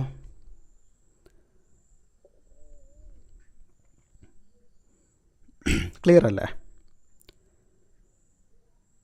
ഓക്കെ, കോഡ് മനസ്സിലായില്ല എന്ന് പറയുന്നുണ്ട് അനീഷ്. ഓക്കെ, കോഡ് നമുക്ക് നോക്കാം കേട്ടോ. ഓക്കെ, ഇത് ക്ലിയർ ആണല്ലോ, അല്ലേ? ഇത് ക്ലിയർ ആണല്ലോ. അടുത്ത ചോദ്യത്തിലേക്ക് പോവാം. ഒന്നുമില്ല, വാങ്ങിയത് ഒരു ഡസന് 50 രൂപയാണ്. ഒരു ഡസൻ എന്ന് പറയുന്നത് 12 ആണ്. അതായത് ഒരു ആപ്പിളിന് എത്ര രൂപ കൊടുത്തു എന്ന് നോക്കണം. അതായത് 50/12 ചെയ്യുമ്പോൾ 4.17 വെട്ടിച്ചെറുതാക്കുമ്പോൾ 4.17 എന്ന് കിട്ടുന്നു. ഒരെണ്ണത്തിന് 5 രൂപയ്ക്കാണ് വിൽക്കുന്നത്. ഓക്കെ, അപ്പോൾ 5 രൂപയും 4.17 രൂപയും തമ്മിലുള്ള ഡിഫറൻസ് നോക്കുക. 0.83 എന്ന് കിട്ടുന്നു. 83 പൈസ എന്ന് കിട്ടുന്നു. അത് ലാഭമാണ്, അല്ലേ? 4 രൂപയ്ക്ക് വാങ്ങിയിട്ട് 5 രൂപയ്ക്ക് വിറ്റാൽ എന്താണ്? ലാഭമാണ്. അപ്പോൾ 0.83 രൂപ ലാഭം കിട്ടുന്നു എന്നുള്ളതാണ്. ഓപ്ഷൻ എ ആണ് ആൻസറായിട്ട് വരിക. ക്ലിയർ അല്ലേ? അടുത്ത ചോദ്യം നോക്കാം. നമുക്ക് അടുത്ത ചോദ്യം നോക്കാം. 5 സുഹൃത്തുക്കളുടെ ശരാശരി ഭാരം 55 കിലോഗ്രാമാണ്. ആ കൂട്ടത്തിൽ നിന്നും 70 കിലോഗ്രാം ഭാരമുള്ള ഒരാൾ പിന്മാറിയാൽ ബാക്കിയുള്ളവരുടെ ശരാശരി ഭാരം എത്രയാണ് എന്നാണ് ചോദിച്ചിരിക്കുന്നത്, അല്ലേ? ശരാശരിയുമായി ബന്ധപ്പെട്ട ഒരു ചോദ്യമാണ്. ഇങ്ങനെ കാണുമ്പോൾ നമ്മൾ എന്ത് ചെയ്യണം? ആദ്യം നമുക്ക് തന്നിരിക്കുന്ന ഡാറ്റ ഒക്കെ അങ്ങ് എഴുതി വയ്ക്കണം. എന്താണ്? 5 സുഹൃത്തുക്കളുടെ ശരാശരി. 5 സുഹൃത്തുക്കളുടെ നമ്പർ എന്ന് പറയുന്നത് 5 ആണ്. ഓക്കെ, ശരാശരി 5 പേരുടെ ശരാശരി ആവറേജ് എന്ന് പറയുന്നത് എന്താണ്? 55 ആണ്. അങ്ങനെയാണെങ്കിൽ നമുക്ക് ഈ 5 പേരുടെ ടോട്ടൽ കണ്ടൂടെ? 5 പേരുടെ ടോട്ടൽ കാണാമല്ലോ. അതായത് 5 പേരുടെ ശരാശരി എന്ന് പറയുന്നത് 55 ആണെങ്കിൽ 5 പേരുടെ ടോട്ടൽ എന്ന് പറയുന്നത് 5 × 55 ആയിരിക്കും. 5 × 55 നമുക്ക് പെട്ടെന്ന് കാണാമല്ലോ. 5 × 50 എന്ന് പറഞ്ഞാൽ എത്രയാണ്? 250 ആണെന്നറിയാം. അപ്പോൾ 5 × 5 25 ആണ്. 250ഉം 25ഉം 275 എന്ന് കിട്ടും. ഓക്കെ, ഇതൊന്നും പേന പോലും യൂസ് ചെയ്യാതെ നമ്മൾ ചെയ്യേണ്ട ചോദ്യങ്ങളാട്ടോ. അപ്പോൾ 5 പേരുടെ ടോട്ടൽ എന്ന് പറയുന്നത് 275 ആണെന്ന് കിട്ടി. പിന്നീട് എന്തുണ്ടായത്? ആ കൂട്ടത്തിൽ നിന്നും 70 കിലോഗ്രാം ഭാരമുള്ള ഒരാൾ പിന്മാറി. എവിടെ നിന്നാണ്? ഇവിടെ നിന്ന് 70 കിലോഗ്രാം ഭാരമുള്ള ഒരാൾ പോയി, അല്ലേ? ഒരാൾ പോയി, 70 കിലോ പോയി, അല്ലേ? 275 നിന്ന് 70 പോയാൽ എത്ര കിട്ടി? 205 എന്ന് കിട്ടി. 205 എന്ന് കിട്ടി. ഓക്കെ, 205 എന്ന് കിട്ടി. എങ്കിൽ ബാക്കിയുള്ളവരുടെ ശരാശരി എത്രയാണ് എന്നാണ് ചോദിച്ചിരിക്കുന്നത് അല്ലേ. ശരാശരി എങ്ങനെ കാണുന്നത്? സംഖ്യകളുടെ തുക അല്ലേ, 205, പുതിയ തുക എന്ന് പറയുന്നത് 205 ബൈ നമ്പർ. ബാക്കിയുള്ളവരുടെ ഒരാൾ പോയില്ലേ, 5 പേരിൽ നിന്ന് ഒരാൾ പോയാൽ ബാക്കി 4 പേരുണ്ട്. 205 ബൈ 4 എന്ന് പറയുമ്പോൾ എത്ര കിട്ടൂടാ? 205 ബൈ 4 എന്ന് പറയുമ്പോൾ ഇവിടെ 20-ൽ 5 തവണ പോവും. ദെൻ 1 പോയിൻറ്റ്, ഇവിടെ 10-ൽ 2, 20-ൽ 5, 51.25. 51.25 എന്ന് കിട്ടും. നോക്കിക്കേ, ഓപ്ഷൻ സി കണ്ടോ, 51.25 എന്ന് കിട്ടും. ഓക്കെ, 51.25 എന്ന ആൻസർ കിട്ടും. ക്ലിയർ ആണോ? 5 സുഹൃത്തുക്കളുടെ ശരാശരി ഭാരം എന്ന് പറയുന്നത് 55 കിലോഗ്രാമാണ്. അപ്പോൾ ടോട്ടൽ എന്ന് പറയുന്നത് 5 × 55 275 ആ കൂട്ടത്തിൽ നിന്ന് 70 കിലോഗ്രാം ഭാരമുള്ള ഒരാൾ പോയി. അതായത് 275 എന്നുള്ളത് 205 70 കുറഞ്ഞു. അപ്പോൾ 205 ബൈ ഒരാൾ പോയതുകൊണ്ട്, 5-ൽ നിന്ന് ഒരാൾ പോയതുകൊണ്ട് 4, 205 ബൈ 4 പുതിയ ശരാശരി. 205 ബൈ 4 ചെയ്യുമ്പോൾ 51.25 എന്ന് ആൻസർ കിട്ടും. ക്ലിയർ അല്ലേ? അതും ക്ലിയർ അല്ലേ? അടുത്ത ചോദ്യത്തിലേക്ക് പോവാം. 89ാമത്തെ ചോദ്യം നോക്കിക്കേ. ഒരു പെട്ടിയുടെ 3.5 ഭാഗം ആപ്പിളുകളും ബാക്കി ഓറഞ്ചുകളുമാണ്. ആകെ 40 ഓറഞ്ചുകളാണ് ആ പെട്ടിയിലുള്ളതെങ്കിൽ ആപ്പിളുകളുടെ എണ്ണം എത്രയാണ്? ഓക്കെ, അപ്പോൾ നമ്മൾ മാത്സ് എപ്പോഴും ചെയ്യുമ്പോൾ ഞാൻ പറഞ്ഞു എന്താണ്, നമുക്ക് തന്നിരിക്കുന്ന ഡാറ്റ അങ്ങ് എഴുതി വെക്കണം അല്ലേ. ഒരു പെട്ടിയുടെ 3/5 ഭാഗം ആപ്പിളാണ് അതല്ലേ. ആപ്പിൾ എന്ന് പറയുന്നത് എത്രയാണ്? ആപ്പിൾ എന്ന് പറയുന്നത് പെട്ടിയുടെ 3/5 ഭാഗമാണ്. ബാക്കിയുള്ളത് ഓറഞ്ചാണ് എന്നിവിടെ പറഞ്ഞിട്ടുണ്ട്. അങ്ങനെയെങ്കിൽ ഓറഞ്ച് എത്രയാണ്? ബാക്കിയുള്ളത് ഓറഞ്ച് എന്ന് പറയുമ്പോൾ അതിനൊരു ഡാറ്റ വേണമല്ലോ, കണക്ക് വേണമല്ലോ. കണക്കല്ലേ നമ്മൾ പഠിക്കുന്നത്. അപ്പോൾ ഓറഞ്ച് എന്ന് പറയുന്നത് 5-ൽ 3 ഓറഞ്ചാണെങ്കിൽ അല്ലേ, ഇത് പറയുന്നത് എന്താണ്? 5 ഉണ്ട്. 1, 2, 3, 4, 5. അതിൽ 3 ആപ്പിളാണ്. അതല്ലേ 3/5 എന്ന് പറയുന്നത്, 5-ൽ 3 എന്ന് പറയുന്നത്. അപ്പോൾ ബാക്കിയുള്ള 2 എന്തായിരിക്കും? അത് ഓറഞ്ചായിരിക്കും അല്ലേ. അപ്പോൾ 2/5 ആയിരിക്കും. 2/5 ഓറഞ്ച് എന്ന് പറയുന്നത്. അപ്പോൾ ഓറഞ്ച് എത്രയാണെന്ന് പറഞ്ഞിട്ടുണ്ട്? ആകെ 40 ഓറഞ്ചുകളാണ് പെട്ടിയിലുള്ളത്. അതായത് 2/5 40 എന്ന് പറയുന്നത്. 2/5 40 എന്ന് പറയുന്നത്. അങ്ങനെയാണെങ്കിൽ ഇതിൻ്റെ ഒരു ഭാഗം കാണാൻ സുഖമല്ലേ? 2 ഭാഗം എന്ന് പറയുന്നത് 40. അപ്പോൾ ഒരു ഭാഗം എന്ന് പറയുന്നത് എത്രയാണ്? ഒരു ഭാഗം എന്ന് പറയുന്നത് എത്രയാണ്? 20 ആയിരിക്കും. ക്ലിയർ അല്ലേ? ഒരു ഭാഗം എന്ന് പറയുന്നത്, 2 ഭാഗം എന്ന് പറയുന്നത് 40 ആണെങ്കിൽ ഒരു ഭാഗം എന്ന് പറയുന്നത് 20 ആയിരിക്കും. ഓക്കെ, അല്ലെങ്കിൽ ഇതങ്ങ് ഈ ഒരു സംഖ്യ അങ്ങ് ചെയ്താലും മതി. ഓക്കെ, ഇത് ചെയ്താലും 20 എന്ന് തന്നെ ആൻസർ കിട്ടും. ഓക്കെ, അപ്പോൾ എന്താണ്? ഒരു ഭാഗം 20 എന്ന് നമ്മൾ പറഞ്ഞു. എന്താണ് നമ്മളോട് ചോദിച്ചിരിക്കുന്നത്? ആ പെട്ടിയിലുള്ളതെങ്കിൽ ആപ്പിളുകളുടെ എണ്ണമാണ് ചോദിച്ചിരിക്കുന്നത്. ആപ്പിളുകൾ എത്രയാണുള്ളത്? 5-ൽ 3 ഭാഗമാണ്. അതായത് 3 ഭാഗമുണ്ട്. ഒരു ഭാഗം 20 ആണെങ്കിൽ 3 ഭാഗം എത്രയാണ്? 3 ഭാഗം എന്ന് പറയുന്നത് 20 × 3 60 ആപ്പിളുകളുണ്ട്. 60 ആപ്പിളുകളുണ്ട്. ക്ലിയർ ആണോ? കമൻറ്റ് ചെയ്തടാ. യെസ്, ഓക്കെ, ക്ലിയർ ആണ്. അടുത്ത ചോദ്യം നമുക്ക് നോക്കാം. എന്തെങ്കിലും ഡൗട്ട് ഉണ്ടെങ്കിൽ ഇപ്പം തന്നെ ചോദിച്ചു പോകാം കേട്ടോ. അടുത്ത ചോദ്യം. ഒരു കടയുടെ മുന്നിൽ 15 പേർ ക്യൂ നിൽക്കുന്നു. രഘു മുന്നിൽ നിന്ന് 9ാമനാണ്. ക്യൂയുടെ പിന്നിൽ നിന്ന് നോക്കിയാൽ രഘുവിൻ്റെ സ്ഥാനം എത്രയാണ് എന്നാണ് ചോദിച്ചിരിക്കുന്നത്. ഓക്കെ, അപ്പോൾ നമ്മൾ എന്താണ് നേരിട്ട് തന്നെ ചോദിച്ചിരിക്കുകയാണ് അല്ലേ. ക്യൂയുടെ കാര്യത്തിൽ മുന്നിൽ നിന്ന് ഇത്ര സ്ഥാനം, പുറകിൽ നിന്ന് എത്രയാണെന്ന് ചോദിച്ചാൽ എന്ത് ചെയ്യണം? മൊത്തം സംഖ്യ എടുക്കണം. മൊത്തം സംഖ്യ എത്രയാണ്? 15 പേരാണ് ക്യൂവിലുള്ളത്. 15 പേരാണ് ക്യൂവിലുള്ളത്. അതിൽ നിന്ന് എത്രയാണ് സ്ഥാനം പറഞ്ഞിരിക്കുന്നത്? 9 ആണല്ലേ പറഞ്ഞിരിക്കുന്നത്. 9 മുന്നിൽ നിന്ന്. അപ്പോൾ ഇത് ചെയ്താൽ ഒരു സംഖ്യ കിട്ടുമല്ലോ. 15 - 9 എന്ന് കിട്ടുന്ന ഒരു സംഖ്യയോട് കൂടെ 1 അങ്ങ് കൂട്ടിയേക്കുക. ഈ 1 കൂട്ടുന്നത് എപ്പോഴും സെയിം തന്നെ കേട്ടോ. അതായത് മുന്നിൽ നിന്ന് ഇത്ര സ്ഥാനമാണ്, പിറകിൽ നിന്ന് അതേ വ്യക്തിക്ക് എത്ര സ്ഥാനമാണെന്ന് ചോദിച്ചാൽ എന്ത് ചെയ്യണം? ടോട്ടൽ സംഖ്യയിൽ നിന്ന് ഫ്രണ്ടിൽ നിന്നുള്ള ആ ഒരു എണ്ണം കുറയ്ക്കുന്നു, പ്ലസ് 1 കൂട്ടുന്നു. അല്ലേ? +1 എല്ലാ സമയത്തും ചെയ്യണം. അപ്പോൾ 15-ൽ നിന്ന് 9 കുറച്ചാൽ 15-ൽ നിന്ന് 9 കുറച്ചാൽ എത്ര കിട്ടും? 6 എന്ന് കിട്ടും. +1 7 എന്ന് കിട്ടും. ഏഴാമനായിരിക്കും. ജസ്റ്റ് ഒന്ന് നോക്കിക്കേ, 4 പേര് നിൽക്കുകയാണ്. 1 2 3 4 4 പേര് നിൽക്കുകയാണ് അല്ലേ? ഈ ഒരു വ്യക്തിയാണ് ഞാൻ. ഓക്കെ, ഈ ഒരു വ്യക്തിയാണ് ഞാൻ. അപ്പം ഞാൻ മുന്നിൽ നിന്ന് എത്രാമനാണ്? മൂന്നാമനാണ് അല്ലേ? മുന്നിൽ നിന്ന് മൂന്നാമനാണ്. അപ്പോൾ ടോട്ടൽ അതിൽ എത്ര പേരുണ്ട്? 4 പേരുണ്ട് അല്ലേ? അപ്പോൾ ഈ ഒരു പുറകിൽ നിന്ന് എത്രാമനാണ് ഞാൻ എന്ന് ചോദിച്ചാൽ 4-ൽ നിന്ന് 3 കുറയ്ക്കുന്നു. 4-ൽ നിന്ന് 3 കുറച്ചാൽ 1 എന്ന് കിട്ടും. +1 അല്ലേ? ഇതാണ് ഈ +1 ഫിക്സഡ് ആണ് എന്ന് പറയുന്നത്. രണ്ടാമനല്ലേ ഞാനിവിടെ? നോക്കിക്കേ, രണ്ടാമനല്ലേ ഞാൻ? അപ്പോൾ 2 എന്ന് കിട്ടും. ഓക്കെ, അപ്പോൾ ഈ ഒരു ബേസിക് ചോദ്യമാണ്. ക്ലിയർ ആയിട്ടുണ്ടാവും എന്ന് പ്രതീക്ഷിക്കുകയാണ്. കമൻറ്റ് ചെയ്തേ, ക്ലിയർ ആണോ? ഓക്കെ, ക്ലിയർ ആണ് അല്ലേ? അടുത്ത ചോദ്യത്തിലേക്ക് പോവാം.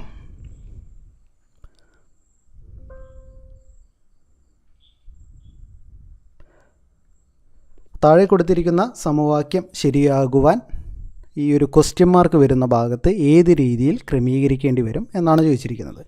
ആ ഒരു സംഖ്യ നമുക്ക് ഒന്ന് എടുത്തെഴുതാം. 30 എന്ന് എഴുതിയിരിക്കുന്നു. അതിൻ്റെ ഇടയ്ക്ക് എന്തോ ഉണ്ടല്ലേ, ഒരു ബ്ലാങ്ക് ഉണ്ട്. ദെൻ 5 എന്ന് എഴുതിയിരിക്കുന്നു. വീണ്ടും ഒരു ബ്ലാങ്ക് ഉണ്ട്. 3 എന്ന് എഴുതിയിരിക്കുന്നു. =18 അല്ലേ? നമുക്കിവിടെ ഒരുപാട് ഓപ്ഷൻസ് തന്നിട്ടുണ്ട്. എന്താണ്? ഹരിക്കണം പ്ലസ്, അതുപോലെ തന്നെ കുറയ്ക്കണം ഇൻറ്റു, പ്ലസ് മൈനസ്, അതുപോലെ തന്നെ ഹരിക്കണം ഇൻറ്റു. ഇങ്ങനൊരു ചോദ്യം വന്നാൽ എന്ത് ചെയ്യുക? ചെറിയ സംഖ്യകളാണ്, നേരെ എടുത്തങ്ങ് എഴുതിയിരിക്കുക, ഓരോന്നായിട്ട് അങ്ങ് ചെയ്തേക്കുക. 30 ഹരിക്കണം +3 അല്ല, 30 ഹരിക്കണം 5 +3. പെട്ടെന്ന് ചെയ്യാലോ. 30/5 എന്ന് പറയുമ്പോൾ 6 എന്ന് കിട്ടും. +3 എന്ന് പറയുമ്പോൾ 9. ശരിയാണോ? =9 കിട്ടണം. തെറ്റാണ്. അപ്പോൾ ഇതല്ല, ഓപ്ഷൻ എ അല്ല. രണ്ടാമത് നോക്കിക്കേ, ഇവിടെ മൈനസ് കൊടുക്കുകയാണെങ്കിൽ 30 - 5. ആദ്യം എന്ത് ചെയ്യണം? ഇവിടെ ഗുണിക്കണം അല്ലേ? രണ്ടാമത് വരുന്ന നമ്മൾ പറഞ്ഞ ബോർഡ് മാസ് റൂൾ ഉണ്ടല്ലോ, ബോർഡ് മാസ് റൂൾ ഉണ്ട്, അത് നോക്കി തന്നെ ചെയ്യണം. ഓക്കെ, അപ്പോൾ ഇവിടെ ഡിവിഷനാണ് ഫസ്റ്റ് വരേണ്ടത്. അപ്പോൾ ഫസ്റ്റ് ഇവിടെ 30 - 5 × 3 എന്നാണ് ചെയ്യേണ്ടത്. അപ്പോൾ ആദ്യം എന്ത് ചെയ്യണം? ഗുണിക്കണം ചെയ്യണം. 5 × 3 15 ആണ്. 30 - 15 എന്ന് പറയുമ്പോൾ 15 എന്ന് കിട്ടും. അതും തെറ്റാണ് അല്ലേ? അപ്പോൾ ഓപ്ഷൻ ബിയും അല്ല. മൂന്നാമത്തെ ഓപ്ഷൻ നോക്കിയാൽ പ്ലസും മൈനസും ഉണ്ട്. 30 + 5 - 3 ഇവിടെ തന്നെ തെറ്റാണ് അല്ലേ? നോക്കേണ്ട ആവശ്യമില്ല, തെറ്റാണ്. അത് നോക്കിക്കേ, 30 ഹരിക്കണം 5 × 3. എവിടെയാണ് നമുക്ക് പോയത്?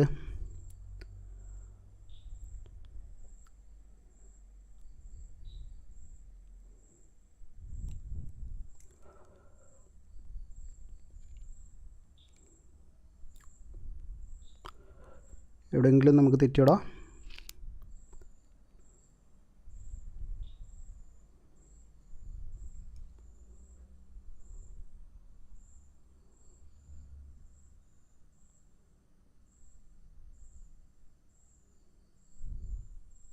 ഓക്കെ, ഇല്ലല്ലോ, കറക്റ്റാണല്ലോ.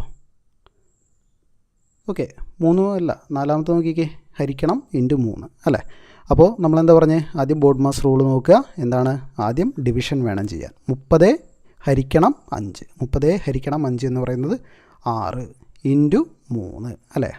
6 × 3 എന്ന് പറയുന്നത് 18. കറക്റ്റായില്ലേ? =18. കറക്റ്റായി. അപ്പോൾ ഏതാ വേണ്ടത്? ഓപ്ഷൻ ഡി ആണ് ആൻസറായിട്ട് വരേണ്ടത്. ഓപ്ഷൻ ഡി ആണ് ആൻസറായിട്ട് വരേണ്ടത്. ക്ലിയർ അല്ലേ? ഓക്കെ, ഇവിടെ ഹരിക്കണം, അതുപോലെ തന്നെ ഇവിടെ ഇൻറ്റു. ക്ലിയർ അല്ലേ? ഓക്കെ, തൊട്ട് മുന്നത്തെയാണ് അല്ലേ പറഞ്ഞത്? Okay, thank you. നോക്കാം, അടുത്ത ചോദ്യം നോക്കാം അല്ലേ? അടുത്ത ചോദ്യം നോക്കിക്കേ, 92ാമത്തെ ചോദ്യം നോക്കിക്കടാ. 3.6 ഹരിക്കണം 0.12 =x ആണെങ്കിൽ എക്സിൻ്റെ വില കാണാനാണ് പറഞ്ഞിരിക്കുന്നത്. ഓക്കെ, നമുക്കൊന്ന് എടുത്തെഴുതാം. നോക്കിക്കേ, വളരെ സിമ്പിളായിട്ടുള്ളൊരു ചോദ്യമാണ്. 3.6 / 0.12. ഓക്കെ, ഇത് കാണാനാണ് പറഞ്ഞിരിക്കുന്നത്. ഇവിടെ എന്താണ്? ദശാംശ സംഖ്യകളും ഭിന്നസംഖ്യകളും എന്ന് പറയുന്ന ഏരിയയിൽ പഠിക്കാനുള്ളൊരു സംഭവമാണ്. ജസ്റ്റ് സിമ്പിളായിട്ട് പറഞ്ഞുതരാം. 1/2 എന്ന് പറയുന്നത് എന്താണ്?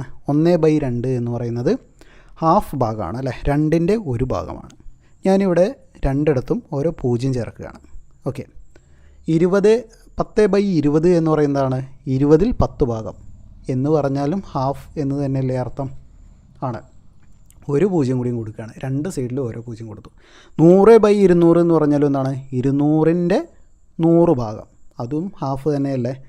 അപ്പോൾ ഒരേ സംഖ്യകൾ കൊണ്ട് മുകളിലും താഴെയും ഭിന്നത്തെയും ഛേദത്തെയും ഒരേ സംഖ്യകൾ കൊണ്ട് ഹരിച്ചാൽ അവിടെ വാല്യൂവിന് ചേഞ്ച് വരുന്നില്ല.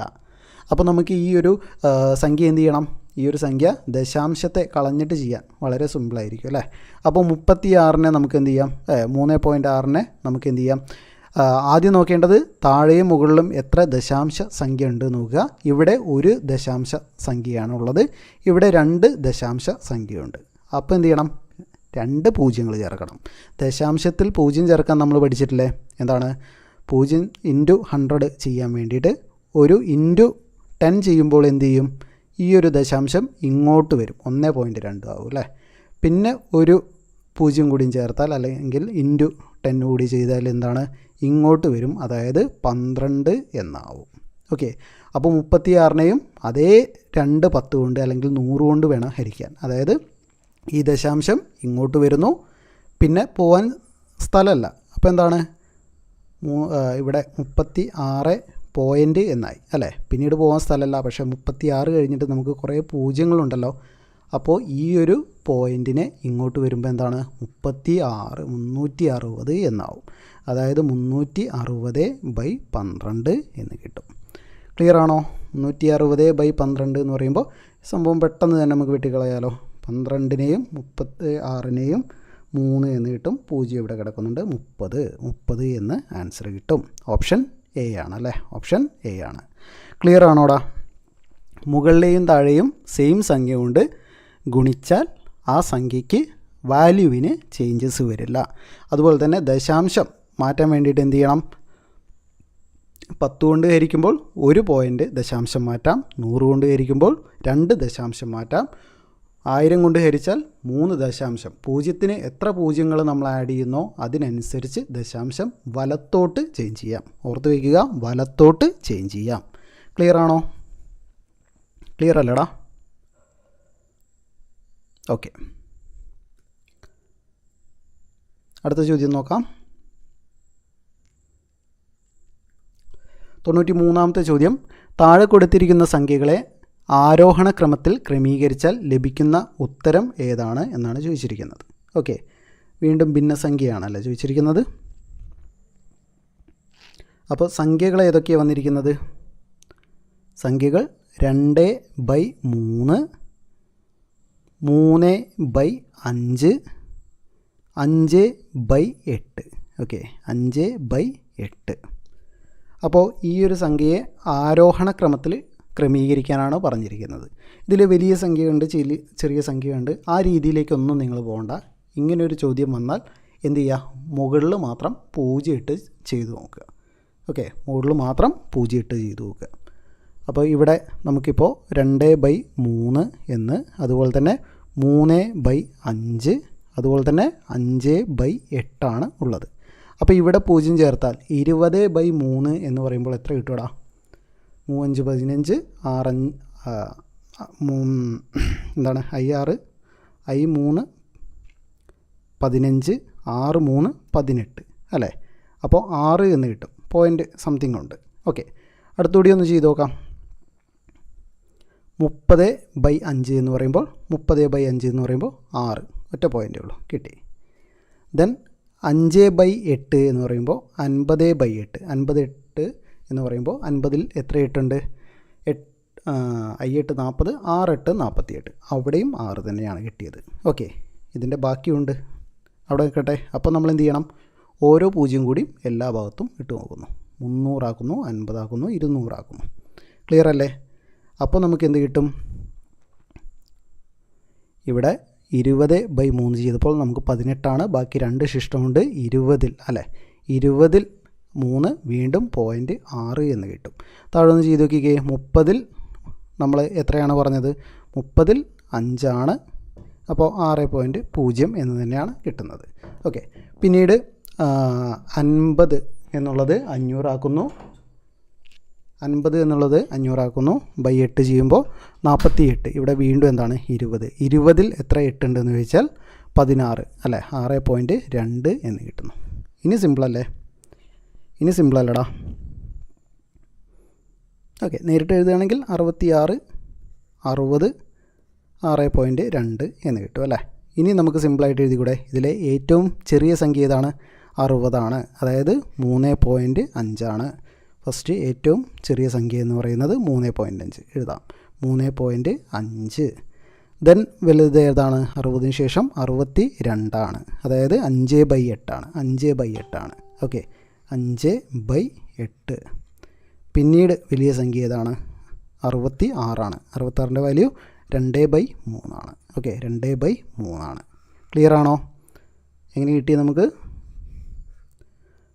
ഏതാണ് ആൻസറായിട്ട് വരുന്നത്? ഓപ്ഷൻ ബി ആണല്ലേ. ഓപ്ഷൻ ബി ആണ് ആൻസറായിട്ട് വരുന്നത്. ഇത് ക്ലിയർ ആയോടാ? ഇത് ക്ലിയർ ആയോ? ഒന്നുമില്ല, എല്ലാ സംഖ്യയുടെയും മുകളിൽ 0 ചേർത്ത് നോക്കുക. 20/3 എല്ലാം ചെയ്യുമ്പോൾ നമുക്ക് 6 തന്നെയാണ് കിട്ടുന്നത്. അതുകൊണ്ട് നമ്മൾ 2 പൂജ്യങ്ങൾ ചേർക്കുന്നു. 200/3 ചെയ്ത് നോക്കുക, 300/5 ചെയ്ത് നോക്കുക, 500/8 ചെയ്ത് നോക്കുക. ഓക്കെ, മുകളിൽ മാത്രം സംഖ്യകൾ ചേർക്കുന്നു. അപ്പോൾ തന്നെ നമുക്കൊരു വാല്യൂ കിട്ടും. ആ വാല്യൂ അനുസരിച്ച് ഏറ്റവും വലുതും ഏറ്റവും ചെറുതും നമുക്ക് കണ്ടെത്താൻ പറ്റും. ക്ലിയർ അല്ലേ? ക്ലിയർ ആണോടാ?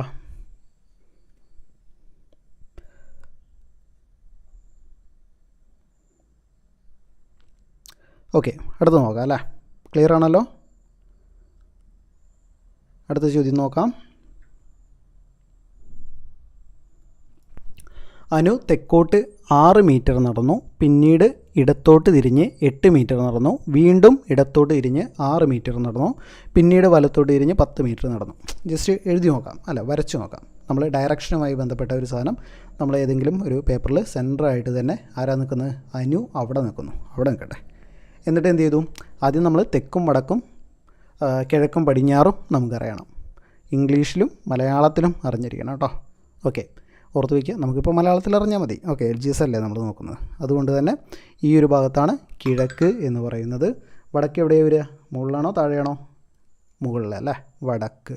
ഓക്കെ, വടക്കിൻ്റെ ഇവിടെ കിഴക്ക്, ഇവിടെ വടക്ക് എന്ന് കിട്ടി. അപ്പോൾ ഇവിടെ പടിഞ്ഞാറാണ്, ഇവിടെ തെക്കാണ്. ക്ലിയർ അല്ലേ? ഇനി ചെയ്യാൻ സുഖമല്ലടാ. ഇവിടെ നിൽക്കുന്ന അനു എങ്ങോട്ടാണ് പോയത്? തെക്കോട്ട് 6 മീറ്റർ നടന്നു. അതായത് അനു ഇങ്ങോട്ട് 6 മീറ്റർ നടന്നു, 6 മീറ്റർ ഇങ്ങോട്ട് നടന്നു. അതിനുശേഷം എന്ത് ചെയ്തു? പിന്നീട് ഇടത്തോട്ട് തിരിഞ്ഞ് 8 മീറ്റർ നടന്നു അല്ലേ. ഒരാൾ ഈ വശത്തേക്ക് അല്ലെ താഴോട്ട് വരുമ്പോൾ അയാളുടെ ഇടത്ത് എന്നുള്ളത് വലത്താവും അല്ലേ, നമ്മുടെ ഓപ്പോസിറ്റ് വലത്തായിരിക്കും. അതായത് ഇങ്ങോട്ട് വരുന്ന ഒരാൾ, നിങ്ങളൊന്ന് ഓപ്പോസിറ്റ് ചിന്തിച്ച് നോക്കിക്കേ. ഒരു മുകളിലുള്ള മുകളിലെ ഒരു ക്യാമറയിൽ നിന്നൊന്ന് ചിന്തിച്ച് നോക്കിക്കേ. ഇങ്ങോട്ട് വന്നുകൊണ്ടിരിക്കുന്ന ഒരാളുടെ ഇടത്ത് എന്ന് പറയുന്നത് നമ്മുടെ വലത്തായിരിക്കും അല്ലേ. അപ്പോൾ ഇങ്ങോട്ടാണ് നടക്കുന്നത് അല്ലേ. ഒരാൾ ഇങ്ങോട്ട് നടക്കുമ്പോൾ അയാളുടെ ഇവിടെയല്ലേ അയാളുള്ളത്. അപ്പോൾ ഇയാളുടെ ഈ ഭാഗമാണ് ഇടത്ത്, ഈ ഭാഗം വലത്താണ്. ഓക്കെ, അപ്പോൾ ഇടത്തോട്ട് തിരിഞ്ഞ് 8 മീറ്റർ നടന്നു, വീണ്ടും ഇടത്തോട്ട് തിരിഞ്ഞു അല്ലേ. ഇങ്ങോട്ട് പോകുന്ന ഒരാളുടെ ഇടത്തെന്ന് പറയുന്നത് ഈ സൈഡിലായിരിക്കും. ഓക്കെ, ഇങ്ങോട്ട് തിരിഞ്ഞു, ഇടത്തോട്ട് തിരിഞ്ഞ് 6 മീറ്റർ, വീണ്ടും 6 മീറ്റർ നടന്നു, പിന്നീട് വലത്തോട്ട് തിരിഞ്ഞു അല്ലേ. ഇപ്പോൾ പോകുന്നത് മുകളിലേക്കാണ്. മുകളിലേക്ക് പോകുന്ന ഒരാളുടെ വലത്ത് നമ്മുടെ വലത്ത് തന്നെയാണ്. ഓക്കെ, അപ്പോൾ എന്ത് ചെയ്യണം? വലത്തോട്ട് തിരിഞ്ഞ് 10 മീറ്റർ പോയി. ഓക്കെ, 10 മീറ്റർ പോയി, ഇവിടെ എത്തിയ ആൾ. ഓക്കെ, അപ്പോൾ എന്താണ് നമ്മളോട് ചോദിച്ചിട്ടുള്ളത്? ഈ ഒരു മീറ്ററും കാര്യങ്ങളൊന്നും ഇവിടെ എഴുതേണ്ട ആവശ്യമില്ല, പക്ഷേ ഒന്ന് പഠിപ്പിക്കാൻ വേണ്ടി മാത്രം ചെയ്തതാണ് കേട്ടോ. നോക്കിക്കേ, നമ്മളോട് എന്താ ചോദിച്ചിരിക്കുന്നത്? ഇപ്പോൾ അവൾ ആരംഭ സ്ഥലത്തോട് താരതമ്യം ചെയ്യുമ്പോൾ ഏത് ദിശയിലാണ്? അതായത് താരതമ്യം ചെയ്യേണ്ടത് ആരംഭ സ്ഥലത്ത് നിന്ന്, ഇവിടെ നിന്ന് നോക്കുമ്പോൾ അവൾ ഏത് ദിശയിലാണ് എന്നാണ് അല്ലേ. ഇവിടെ നിന്ന് നോക്കുമ്പോൾ എവിടെയാണ്? ഈ ഭാഗത്തേക്കാണ്. ഈ ഭാഗം എന്ന് പറയുന്നത് കിഴക്കാണ് അല്ലേ. ഇങ്ങനെയുള്ളതിൽ കിഴക്കാണ്. അപ്പോൾ എവിടെയാണ് ഉള്ളത്? കിഴക്കാണ്. ഓപ്ഷൻ എ ആണ്, കിഴക്ക് ഭാഗത്താണ് അനു ഇപ്പോൾ ഉള്ളത്. അങ്ങനെയാണെങ്കിൽ ചോദിച്ചോട്ടെ, ഇപ്പോൾ കിഴക്കോട്ട് എത്ര ദൂരമാണ് അനുവിന് എന്ന് ചോദിച്ചാൽ നിങ്ങൾ എന്ത് പറയും? അനുവിന് ഇപ്പോൾ എത്ര ദൂരത്ത് നിന്നാണ്, ആരംഭ സ്ഥലത്ത് നിന്ന് അനു ഇപ്പോൾ എത്ര ദൂരത്താണ് നിൽക്കുന്നത് എന്ന് ചോദിച്ചാൽ നിങ്ങൾ എന്ത് ഉത്തരം പറയും? ഒന്ന് നോക്കി പറഞ്ഞേ. ഇവിടെ തന്നെയുണ്ട്, എല്ലാം എഴുതി വെച്ചിട്ടുണ്ട്. ഒന്ന് പറഞ്ഞേ, എത്ര ദൂരത്താണ് അനു നിൽക്കുന്നത്?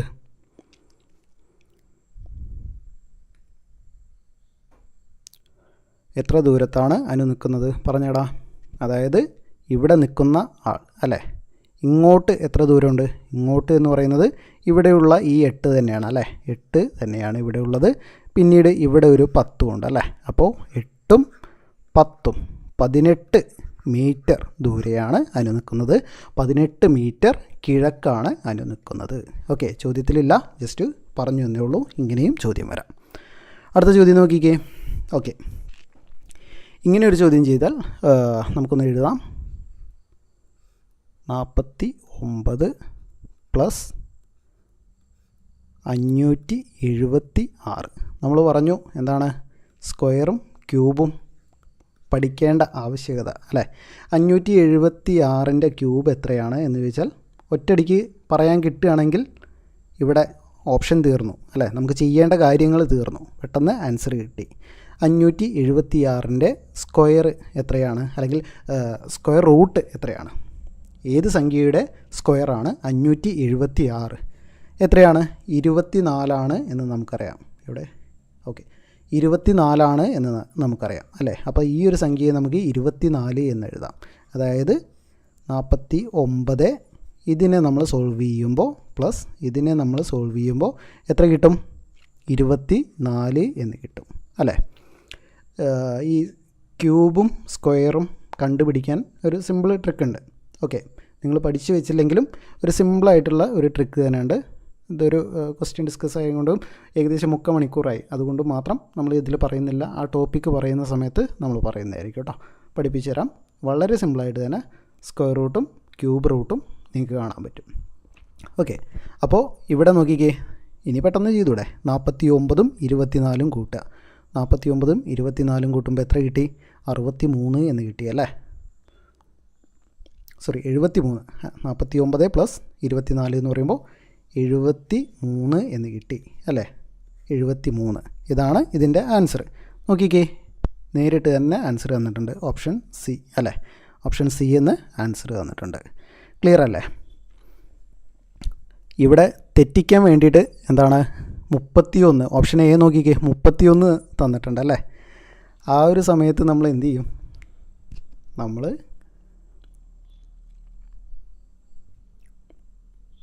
ഓക്കെ, ഈ ഒരു സംഭവം നമ്മൾ വിട്ട് കളഞ്ഞാൽ അവിടെ ആൻസർ തെറ്റിപ്പോവും. ഓപ്ഷൻ എയിലേക്ക് പോകാനുള്ള ഒരു ചാൻസ് ഉണ്ട്. ഓക്കെ, 49 എന്നുള്ളത് 7 ആണ് അല്ലേ. ക്യൂബ് റൂട്ട് ഓഫ് 49 എന്ന് പറയുന്നത് 7 ആണ്. പിന്നീട് ഈ 24 ആ രീതിക്ക് അങ്ങ് പോയാൽ നേരെ ആൻസർ എവിടെ എത്തും? 31ലേക്ക് ആൻസർ എത്തും. ഓപ്ഷൻ എ കറുപ്പിക്കുകയും ചെയ്യും. അപ്പോൾ നമ്മളെ തെറ്റിക്കാൻ വേണ്ടിയിട്ട് PC തന്ന ഒരു ഓപ്ഷനാണ് ഓപ്ഷൻ എ എന്ന് പറയുന്നത്. ആൻസർ ഓപ്ഷൻ സി ആണ് ആൻസറായിട്ട് വരുന്നത്. ക്ലിയർ അല്ലേ? ക്ലിയർ ആണെന്ന് പ്രതീക്ഷിക്കുകയാണ്. ഒന്നുമില്ല, ക്യൂബ് റൂട്ട് കണ്ടു. 576ൻ്റെ ക്യൂബ് റൂട്ട് കണ്ടു. എത്രയാണ്? 24 ആണ്. പിന്നീട് 49 പ്ലസ് 24 കൂട്ടുമ്പോൾ 73 അല്ലേ. ക്യൂബ് റൂട്ട് ഓഫ് 73 നേരിട്ട് ഓപ്ഷൻ തന്നിട്ടുണ്ട്, എഴുതി. ക്ലിയർ അല്ലേ? അടുത്ത ചോദ്യം, ക്യൂബ് റൂട്ട് ഓഫ് 5625 എന്ന് പറയുന്നത് 75 ആണ്. അതായത് ക്യൂബ് റൂട്ട് ഓഫ് 5625 എന്ന് പറയുന്നത് 75 ആണ്. അങ്ങനെയാണെങ്കിൽ ഈ ഒരു സംഖ്യയാണ് നമ്മളോട് കാണാൻ പറഞ്ഞിരിക്കുന്നത്. ഭയങ്കര സുഖമാണ്, സെയിം സംഖ്യകളാണ്. ഒന്ന് നോക്കിക്കടാ, ഒരിടത്ത് 5625 ആണെങ്കിൽ പിന്നീട് ഇവിടെ തന്നിരിക്കുന്ന എത്രയാണ് നോക്കിക്കേ? 0.5625. സെയിം സംഖ്യകൾ സെയിം ആണ് അല്ലേ. അടുത്ത സംഖ്യയോ 56.25. സംഖ്യകളെല്ലാം ശരിയാണ് അല്ലേ, സെയിം ആണ്. സംഖ്യകളെല്ലാം സെയിം ആണ്. എക്സ്ട്രാ എന്താണ്? കുറച്ച് ദശാംശങ്ങൾ ചേർത്തു അല്ലേ. ഇവിടെ ഒരു 4 ദശാംശം ചേർത്തു, ഇവിടെ ഒരു 2 ദശാംശം ചേർത്തു, ഇവിടെ 0 അല്ലേ. അപ്പോൾ അങ്ങനെ വരുന്ന സമയത്ത് എന്താണ്? ക്യൂബ് റൂട്ട് കാണുമ്പോൾ ഈ സംഖ്യയുടെ ക്യൂബ് റൂട്ട് കാണാം. ഈ സംഖ്യയുടെ ക്യൂബ് റൂട്ട് ഓൾറെഡി തന്നിട്ടുണ്ട്. അതായത് 5625ൻ്റെ ക്യൂബ് റൂട്ട് ഓൾറെഡി തന്നിട്ടുണ്ട്, 75 ആണ്. പിന്നീട് 5625 ക്യൂബ് റൂട്ട് കാണാൻ നമ്മൾ ഈ സംഖ്യ തന്നെ എഴുതി വയ്ക്കുക. എന്നിട്ട് എന്ത് ചെയ്യണം? ഇവിടെ നോക്കിക്കേ, ഇവിടെ എത്ര ദശാംശ സ്ഥാനമുണ്ട്? 4 സ്ഥാനങ്ങളുണ്ട് അല്ലേ. ഈ ഒരു ദശാംശം കഴിഞ്ഞിട്ട് 4 സ്ഥാനങ്ങളില്ലേ. ഓക്കെ, അപ്പോൾ 4 ദശാംശ സ്ഥാനമുണ്ട്. 4 എണ്ണം ഉണ്ടെങ്കിൽ ക്യൂബ് റൂട്ട് ആകുമ്പോൾ എന്താണ്? 4ൻ്റെ നേരെ പകുതി. രണ്ടെണ്ണം ആക്കുക, അതായത് 0.75 എന്ന് കിട്ടും. അങ്ങനെയാണെങ്കിൽ ക്യൂബ് റൂട്ട് ഓഫ് 56.25 ഇവിടെ എത്ര ദശാംശ സ്ഥാനമുണ്ട്? 2 സ്ഥാനങ്ങളാണുള്ളത് അല്ലേ? 0.25 ഇവിടെയല്ല പോയിൻറ്റ് കഴിഞ്ഞിട്ട് 2 എണ്ണം ഉണ്ട്. അപ്പോൾ 2 ദശാംശ സ്ഥാനങ്ങളുണ്ട്. ആൻസർ അതേപോലെ 75 എന്ന് എഴുതി വയ്ക്കുന്നു. ഇവിടെ 2 എണ്ണമാണ്. അപ്പോൾ ക്യൂബ് റൂട്ട് കാണുമ്പോൾ എന്താണ്? 2 ഉള്ളത് 2ൻ്റെ നേർപകുതി 1 ആക്കുന്നു. അതായത് 1 അല്ലേ? ഒരു സംഖ്യ കഴിഞ്ഞ് ഇടത്ത് നിന്ന് വലത്ത് നിന്ന് ഒരു സംഖ്യ കഴിഞ്ഞ് ദശാംശം ഇടുന്നു. അതായത് 7.5 എന്ന് കിട്ടി. ഇനി സുഖമല്ലടാ, 7.5ഉം 0.75ഉം തമ്മിൽ കൂട്ടിയ ആൻസർ കിട്ടി. ഓക്കെ, ക്ലിയർ ആയില്ലേ? 7.5ഉം 3/4 ചേർത്താൽ അല്ലേ 8.25 എന്ന ആൻസർ കിട്ടും. ഓപ്ഷൻ എ എന്ന് ആൻസർ കിട്ടും. ക്ലിയർ അല്ലേ? അപ്പോൾ ക്യൂബ് റൂട്ടിനകത്ത് എത്ര ദശാംശ സംഖ്യയുണ്ടോ ആൻസറിനകത്ത് അതിൻ്റെ നേരെ പകുതി ദശാംശം കൊടുക്കുക. ഇവിടെ എന്ന് പറയുന്നത് എന്താണ്? 0 ആണ്. അതുകൊണ്ട് തന്നെ നമ്മൾ ഒന്നും ചെയ്തില്ല. ഇവിടെ എന്ന് പറയുന്നത് 4 ദശാംശ സ്ഥാനങ്ങളാണ് ഇവിടെ ഉള്ളത്. ഇങ്ങോട്ട് വന്നപ്പോൾ എന്താണ്? 2 ദശാംശ സ്ഥാനമാക്കി. പിന്നീട് ക്യൂബ് റൂട്ടിനകത്ത് 2 ദശാംശ സ്ഥാനങ്ങളാണ് ഉള്ളതെങ്കിൽ ആൻസറിലേക്ക് വരുമ്പോൾ എന്താണ്? നേരെ പകുതി 1 ദശാംശ സ്ഥാനം ഇടുന്നു ആൻസർ കണ്ടിട്ട്. ഇത് ഒരേ ആൻസർ ഒരേ ഫിഗേഴ്സാണ് തന്നിരിക്കുന്നത്. 5600 അല്ലെങ്കിൽ 5625 എന്നുള്ള ഒറ്റ ഫിഗറാണ് തന്നിരിക്കുന്നത്. അതുകൊണ്ടാട്ടോ നമ്മളിങ്ങനെ ചെയ്ത്. ക്ലിയർ ആണോ? ക്ലിയർ അല്ലേടാ? ഓക്കെ, സമയം പോകുന്നുണ്ട് എന്നറിയാം, എന്നാലും ക്ലിയർ അല്ലേ? ഓക്കെ, അടുത്ത ചോദ്യം നോക്കാം. അടുത്ത ചോദ്യം എന്ന് പറയുന്നത് 5/13 2/13 5/6 3/4 9/17 എന്നിവയിൽ ഏറ്റവും വലിയ ഭിന്നസംഖ്യ ഏതാണെന്നാണ് ചോദിച്ചിരിക്കുന്നത്. ഈ ഒരു സംഖ്യ കാണുമ്പോൾ വളരെ സിമ്പിളാണ്. ഒന്നെങ്കിൽ നമുക്ക് സാധാരണ രീതിയിൽ തന്നെ ക്രോസ് മൾട്ടിപ്ലിക്കേഷൻ ചെയ്ത് നോക്കാം. ഓക്കെ, 2/13 2 സംഖ്യകൾ എടുക്കുന്നു, 5/6 എന്നുള്ളത് എടുക്കുന്നു, ഇതിനെ ഇങ്ങോട്ട് ഗുണിക്കുന്നു, ഇതിനെ ഇങ്ങോട്ടും ഗുണിക്കുന്നു അല്ലേ? 6 × 2 എന്ന് പറയുന്നത് എത്ര കിട്ടും? 18 എന്ന് കിട്ടും. 13 × 5 എന്ന് പറയുമ്പോൾ എത്ര കിട്ടും? 65 എന്ന് കിട്ടും. ഓക്കെ, അപ്പോൾ ഇവിടെ വലിയ സംഖ്യ എന്ന് പറയുന്നത് ഇതാണ്. ഓക്കെ, പിന്നീട് എന്ത് ചെയ്യുക? അടുത്ത സംഖ്യ എടുക്കുക, 3/4 എന്നെടുക്കുക. അഗെയിൻ ഇങ്ങനെ ചെയ്യുന്നു, ഇങ്ങനെ ചെയ്യുന്നു അല്ലേ? ഈ രീതിക്ക് ചെയ്ത് പോയാലും ആൻസർ കിട്ടും.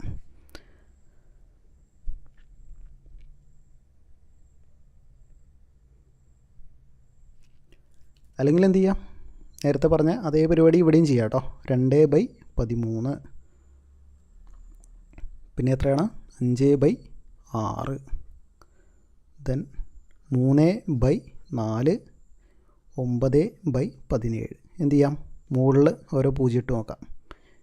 20 20 50 90. ഇനി ചെയ്ത് നോക്കിക്കേ. ഇങ്ങനെ ചെയ്താൽ അല്ലേ 20ൽ 1 എന്ന് കിട്ടും, 1 പോയിൻറ്റ് സംതിങ് എന്ന് കിട്ടും. 30ൽ എത്രയാണ്?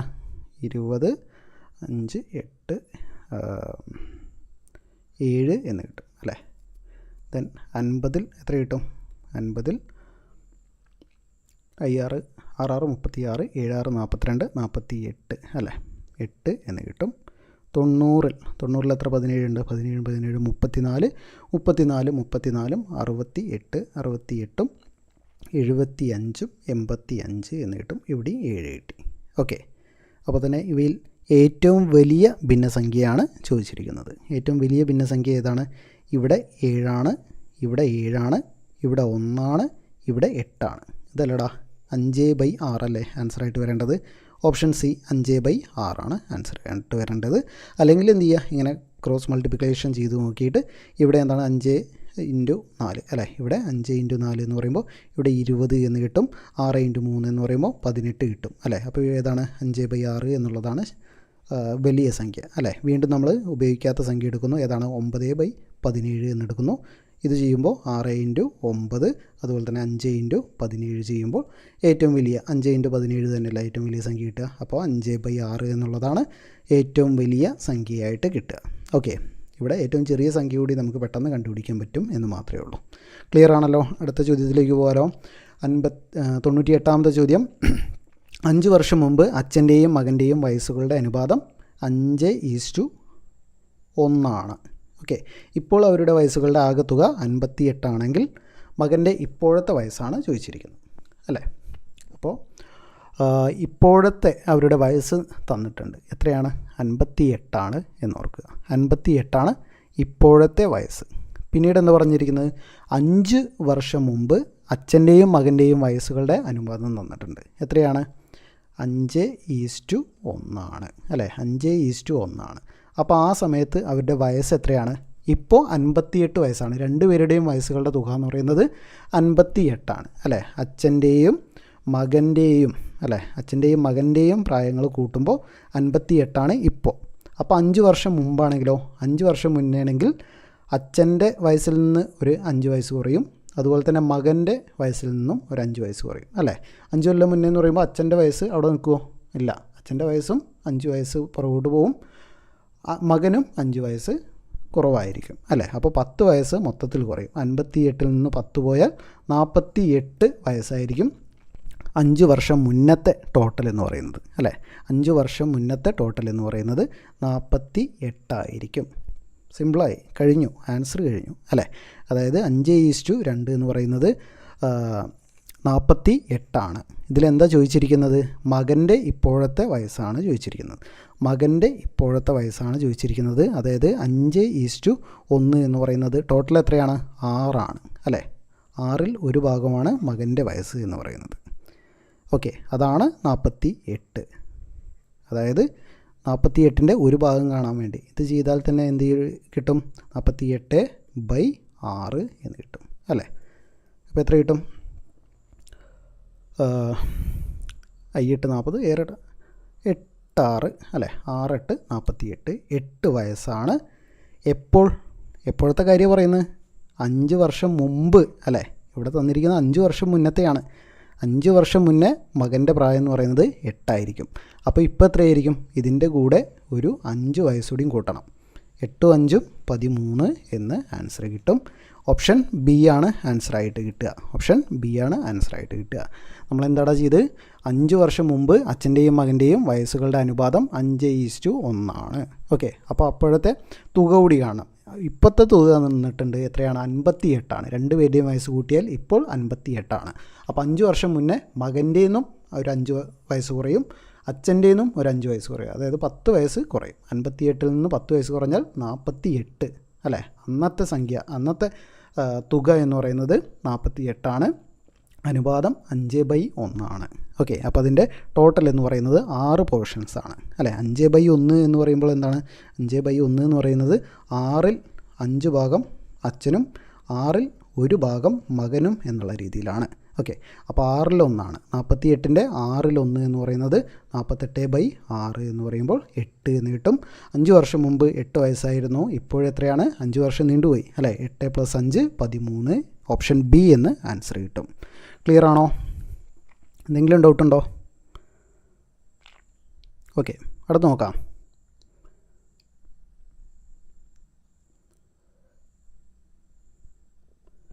ഓക്കെ, അടുത്ത ചോദ്യം 99ാമത്തെ ചോദ്യം. താഴെ കൊടുത്തിരിക്കുന്ന സംഖ്യാശ്രേണിയിലെ അടുത്ത സംഖ്യ ഏതാണെന്നാണ് ചോദിച്ചിരിക്കുന്നത്. 2 5 11 23 47 ഇതാണ് സംഖ്യകൾ. ഓക്കെ, അപ്പോൾ നമ്മൾ ആദ്യം നോക്കേണ്ടത് എന്താ? ഇവ തമ്മിലുള്ള ഡിഫറൻസ് നോക്കണം. 5ഉം 2ഉം 5ഉം തമ്മിലുള്ള ഡിഫറൻസ് എത്രയാണ്? ഇവിടെ ഒരു 3 കൂടി അല്ലേ. പിന്നെ ഇവിടെ 5ഉം 11ഉം നോക്കുക. ഓക്കെ, 5ഉം 11ഉം തമ്മിലുള്ള ഡിഫറൻസ് എന്താണ്? ഒരു 6 കൂടി. ഓക്കെ, പിന്നീട് 11ൽ നിന്ന് 23 ആവണമെങ്കിൽ എന്താണ്? ഒരു 12 കൂടി. ഓക്കെ, പിന്നീട് 23 47 ആവണമെങ്കിൽ എന്ത് ചെയ്യണം? ഒരു 24 കൂടി അല്ലേ. ഇനി സംഖ്യകളൊന്നും നോക്കിക്കേ. +3 +6 +12 +24 നേരെ ഇരട്ടിയാണ് അല്ലേ. 3 എന്നുള്ളത് 5 ആയി, 6 എന്നുള്ളത് 12 ആയി, 12 എന്നുള്ളത് 24 ആയി. അപ്പോൾ 24 എന്നുള്ളത് എന്താവണം? 24 എന്നുള്ളത് 48 ആവണം. ഓക്കെ, അപ്പോൾ ഈ ഒരു സംഖ്യയും അടുത്ത സംഖ്യയും തമ്മിലുള്ള ഡിഫറൻസ് എന്ന് പറയുന്നത് 48 ആണ്. 47ഉം 48ഉം കൂട്ടിയാൽ എത്ര കിട്ടൂടാ? എത്ര കിട്ടും? 47ഉം 48ഉം കൂട്ടിയാൽ 105 എന്ന് കിട്ടും. അടുത്ത സംഖ്യ 105. ഓപ്ഷൻ ഡി ആണ് ആൻസറായിട്ട് വരേണ്ടത്. വേറൊരു രീതിക്ക് നമുക്ക് കാണാം. നോക്കിക്കേ, ഏതൊക്കെ സംഖ്യകളെന്ന് പറയുന്നത്? 2 5, 11, 23, 47. നോക്കിക്കേ, ആദ്യത്തെ സംഖ്യ 5 ആവണമെങ്കിൽ, അല്ലേ, 2 എന്നുള്ളത് 5 ആവണമെങ്കിൽ എന്ത് ചെയ്യണം? ഇൻറ്റു 2 + 1 ചെയ്താൽ 5 ആവില്ലേ? 2 × 2 എന്ന് പറയുന്നത് 4 ആണ്, +1 ചെയ്താൽ 5 ആയി. അടുത്ത സംഖ്യ നോക്കിക്കേ, 5 × 2 + 1. 5 × 2 എന്ന് പറയുന്നത് 10 ആയി, 10 + 1 11 ആയി. അടുത്ത സംഖ്യ നോക്കിക്കേ, 11 × 2, 11 × 2 22 ആയി, +1 23 ആയി. ശരിയല്ലേ? 23 × 2 എന്ന് പറയുമ്പോൾ 46 ആയി, 46 + 1 എന്ന് പറയുന്നത് 47 ആയി. ഓക്കെ, അപ്പോൾ അടുത്ത സംഖ്യ എന്ത് ചെയ്യണം? 47 × 2 എന്ന് പറയുന്നത് 104 ആയി, +1 എന്ന് പറയുമ്പോൾ 105 ആയി. ആൻസർ കിട്ടി 105. Option D. 2 രീതിയിലും കാണാം, അല്ലേ? 2 രീതിയും കറക്റ്റാണ്. ഓക്കെ ഓക്കെ ഓക്കെ നമ്മൾ 105 എന്നാണല്ലേ ഇവിടെ എഴുതിയിരിക്കുന്നത്. ഓക്കെ 47ഉം 48ഉം, അല്ലേ? 47ഉം 48ഉം എത്ര കിട്ടും? 95 എന്ന് കിട്ടും. ഓക്കെ, നമ്മൾ 105 എന്നാണല്ലോ എഴുതിയത്. സോറി. ഓപ്ഷൻ സി ആണ് ആൻസറായിട്ട് വരുന്നത്. ഓക്കെ 47ന് ഇവിടെ എന്താണ്? എവിടെ നമുക്ക് എളിപ്പോയത്? 47ഉം 48ഉം കൂട്ടിയപ്പോൾ, അല്ലേ, 105 എന്നാണ് നമ്മൾ എഴുതിയിരിക്കുന്നത്. 95 ആണ്, അല്ലേ? 48ഉം 47ഉം കൂട്ടിയാൽ 95 ആണ്. അല്ലെങ്കിൽ എന്താണ്? 47 × 2 എന്ന് പറയുന്നത് 94 ആണ്, +1 95 എന്ന് കിട്ടും. ഓക്കെ, ക്ലിയർ ആണ്. അടുത്ത ചോദ്യം നോക്കാം. ക്ലിയർ ആണല്ലോ, അല്ലേ? അടുത്ത ചോദ്യം, ഇത് എങ്ങനെയാണ് ചെയ്യേണ്ടത്, എങ്ങനെ പെട്ടെന്ന് നമുക്ക് എടുത്താം, ഈ ഒരു ശ്രേണി എങ്ങനെ കണ്ടുപിടിക്കുക എന്നുള്ളതൊക്കെ നമ്മൾ ടോപ്പിക്ക് വരുന്ന സമയത്ത് നമ്മൾ പറഞ്ഞു തരും കേട്ടോ. ഓക്കെ, അടുത്ത് നോക്കിക്കേ, അവസാനത്തെ ചോദ്യം, 100ാമത്തെ ചോദ്യം. നമ്മൾ നേരത്തെ HCF കണ്ട പോലെ LCM കാണാനുള്ള ഒരു ചോദ്യമാണ്. നോക്കിക്കേ, യഥാക്രമം 6 സെക്കൻഡ്, 8 സെക്കൻഡ്, 12 സെക്കൻഡുകൾ ഇടവേളകളിൽ 3 മണികൾ മുഴങ്ങുന്നു എന്നിരിക്കട്ടെ. എത്ര സെക്കൻഡ് കഴിയുമ്പോഴാണ് ഈ 3 മണികളും ഒരുമിച്ച് മുഴങ്ങുന്നത്? എപ്പോഴും ചോദിക്കുന്നൊരു ചോദ്യം കേട്ടോ. നോക്കിക്കേ, എത്രയാ സമയം? ഒന്നും നോക്കണ്ട. 6, 8, 12. ഈ സംഖ്യകൾ ഒരുമിച്ച് മുഴങ്ങുക എന്ന് പറയുമ്പോൾ ഈ സംഖ്യകളെല്ലാം ഉൾപ്പെടുന്ന ഒരു കോമൺ നമ്പർ, അതല്ലേ നമ്മുടെ LCM എന്ന് പറയുന്നത്. അതായത് 6ൻ്റെയും 8ൻ്റെയും 12ൻ്റെയും LCM കണ്ടാൽ എന്ത് കിട്ടും? ഈ ആൻസർ കിട്ടും, അല്ലേ? എങ്ങനെ കാണാം? 6, 8, 12 2 കൊണ്ട് ചെയ്യാം, അല്ലേ? 2 കൊണ്ട് ചെയ്താൽ 3 എന്ന് കിട്ടും. 6ൽ 2 3. 8ൽ എത്രയുണ്ട്? 4 എണ്ണം ഉണ്ട്. 12ൽ എത്ര 2 ഉണ്ട്? 6 എണ്ണം ഉണ്ട്. പിന്നെയും നമ്മൾ 2 കൊണ്ട് തന്നെ ചെയ്യാം. 3ൽ ഒന്നുമില്ല, അപ്പോൾ 3 ഇറക്കി എഴുതുന്നു. 4ൽ എത്ര 2 ഉണ്ട്? ഇത് പൂർണ്ണമായും പോകാത്തത് കൊണ്ടാട്ടോ നമ്മൾ താഴോട്ട് ഇറക്കി എഴുതുന്നത്. പൂർണ്ണമായി പോകുന്നത് മാത്രം എടുക്കുക. ഓക്കെ, 4ൽ എത്ര 2 ഉണ്ട്? 2 ഉണ്ട്. ദെൻ 6ൽ എത്ര 2 ഉണ്ട്? 3, അല്ലേ? വീണ്ടും എന്ത് ചെയ്യാം? ഇവിടെ 2 കൊണ്ട് ചെയ്യേണ്ട, 3 കണ്ടോ? 3 2 തവണ ഉണ്ട്, അപ്പോൾ ഒരു 3 എടുക്കാം. 3ൽ എത്ര 3 ഉണ്ട്? ഒരു തവണ. പിന്നെ 2ൽ പോയില്ല, 2 ഇറക്കി എഴുതുന്നു. വീണ്ടും 3ൽ 1 തവണ. ഓക്കെ, പിന്നെ ഇതെല്ലാം കൂടി അങ്ങ് ഗുണിക്കുക. 2 × 2 എന്ന് പറയുന്നത് 4 എന്ന് കിട്ടും. 4 × 3 എന്ന് പറഞ്ഞാൽ 12 കിട്ടും. 12 × 1 ചെയ്യേണ്ട ആവശ്യമില്ലല്ലോ. 1 × 1 എന്ന് പറയുന്നത് 1 തന്നെ ആയിരിക്കും. ഓക്കെ, അപ്പോൾ 1 ചെയ്യേണ്ട ആവശ്യമില്ല. അപ്പോൾ 12 × 2 എന്ന് പറഞ്ഞാൽ 12 × 2 എന്ന് പറഞ്ഞാൽ എത്ര കിട്ടി? 24 എന്ന് ആൻസർ കിട്ടി. ഓക്കെ, ഇതുപോലെ ചോദ്യങ്ങൾ ചോദിക്കുകയാണ്. എന്താണ്? 3 സമയം തന്നിട്ട് ഈ 3 മണികളും ഒരുമിച്ച് മുഴങ്ങുന്നത് എപ്പോഴാണ് എന്ന് ചോദിച്ചാൽ എന്ത് ചെയ്യുക? LCM കാണുക, അത്രയേ ഉള്ളൂ. ഓക്കെ, അപ്പോൾ 100 ചോദ്യങ്ങളാണ് നമ്മൾ നോക്കിയത്. 100 ചോദ്യങ്ങളും ക്ലിയർ ആണോടാ? നമ്മൾ ഏതോ ഒരു ചോദ്യം ഡൗട്ട് പറഞ്ഞിരുന്നല്ലോ. ഓക്കെ, ക്ലിയർ ആണോ? എല്ലാ ചോദ്യങ്ങളും ക്ലിയർ ആണോ? എന്തെങ്കിലും ഡൗട്ടുണ്ടോ?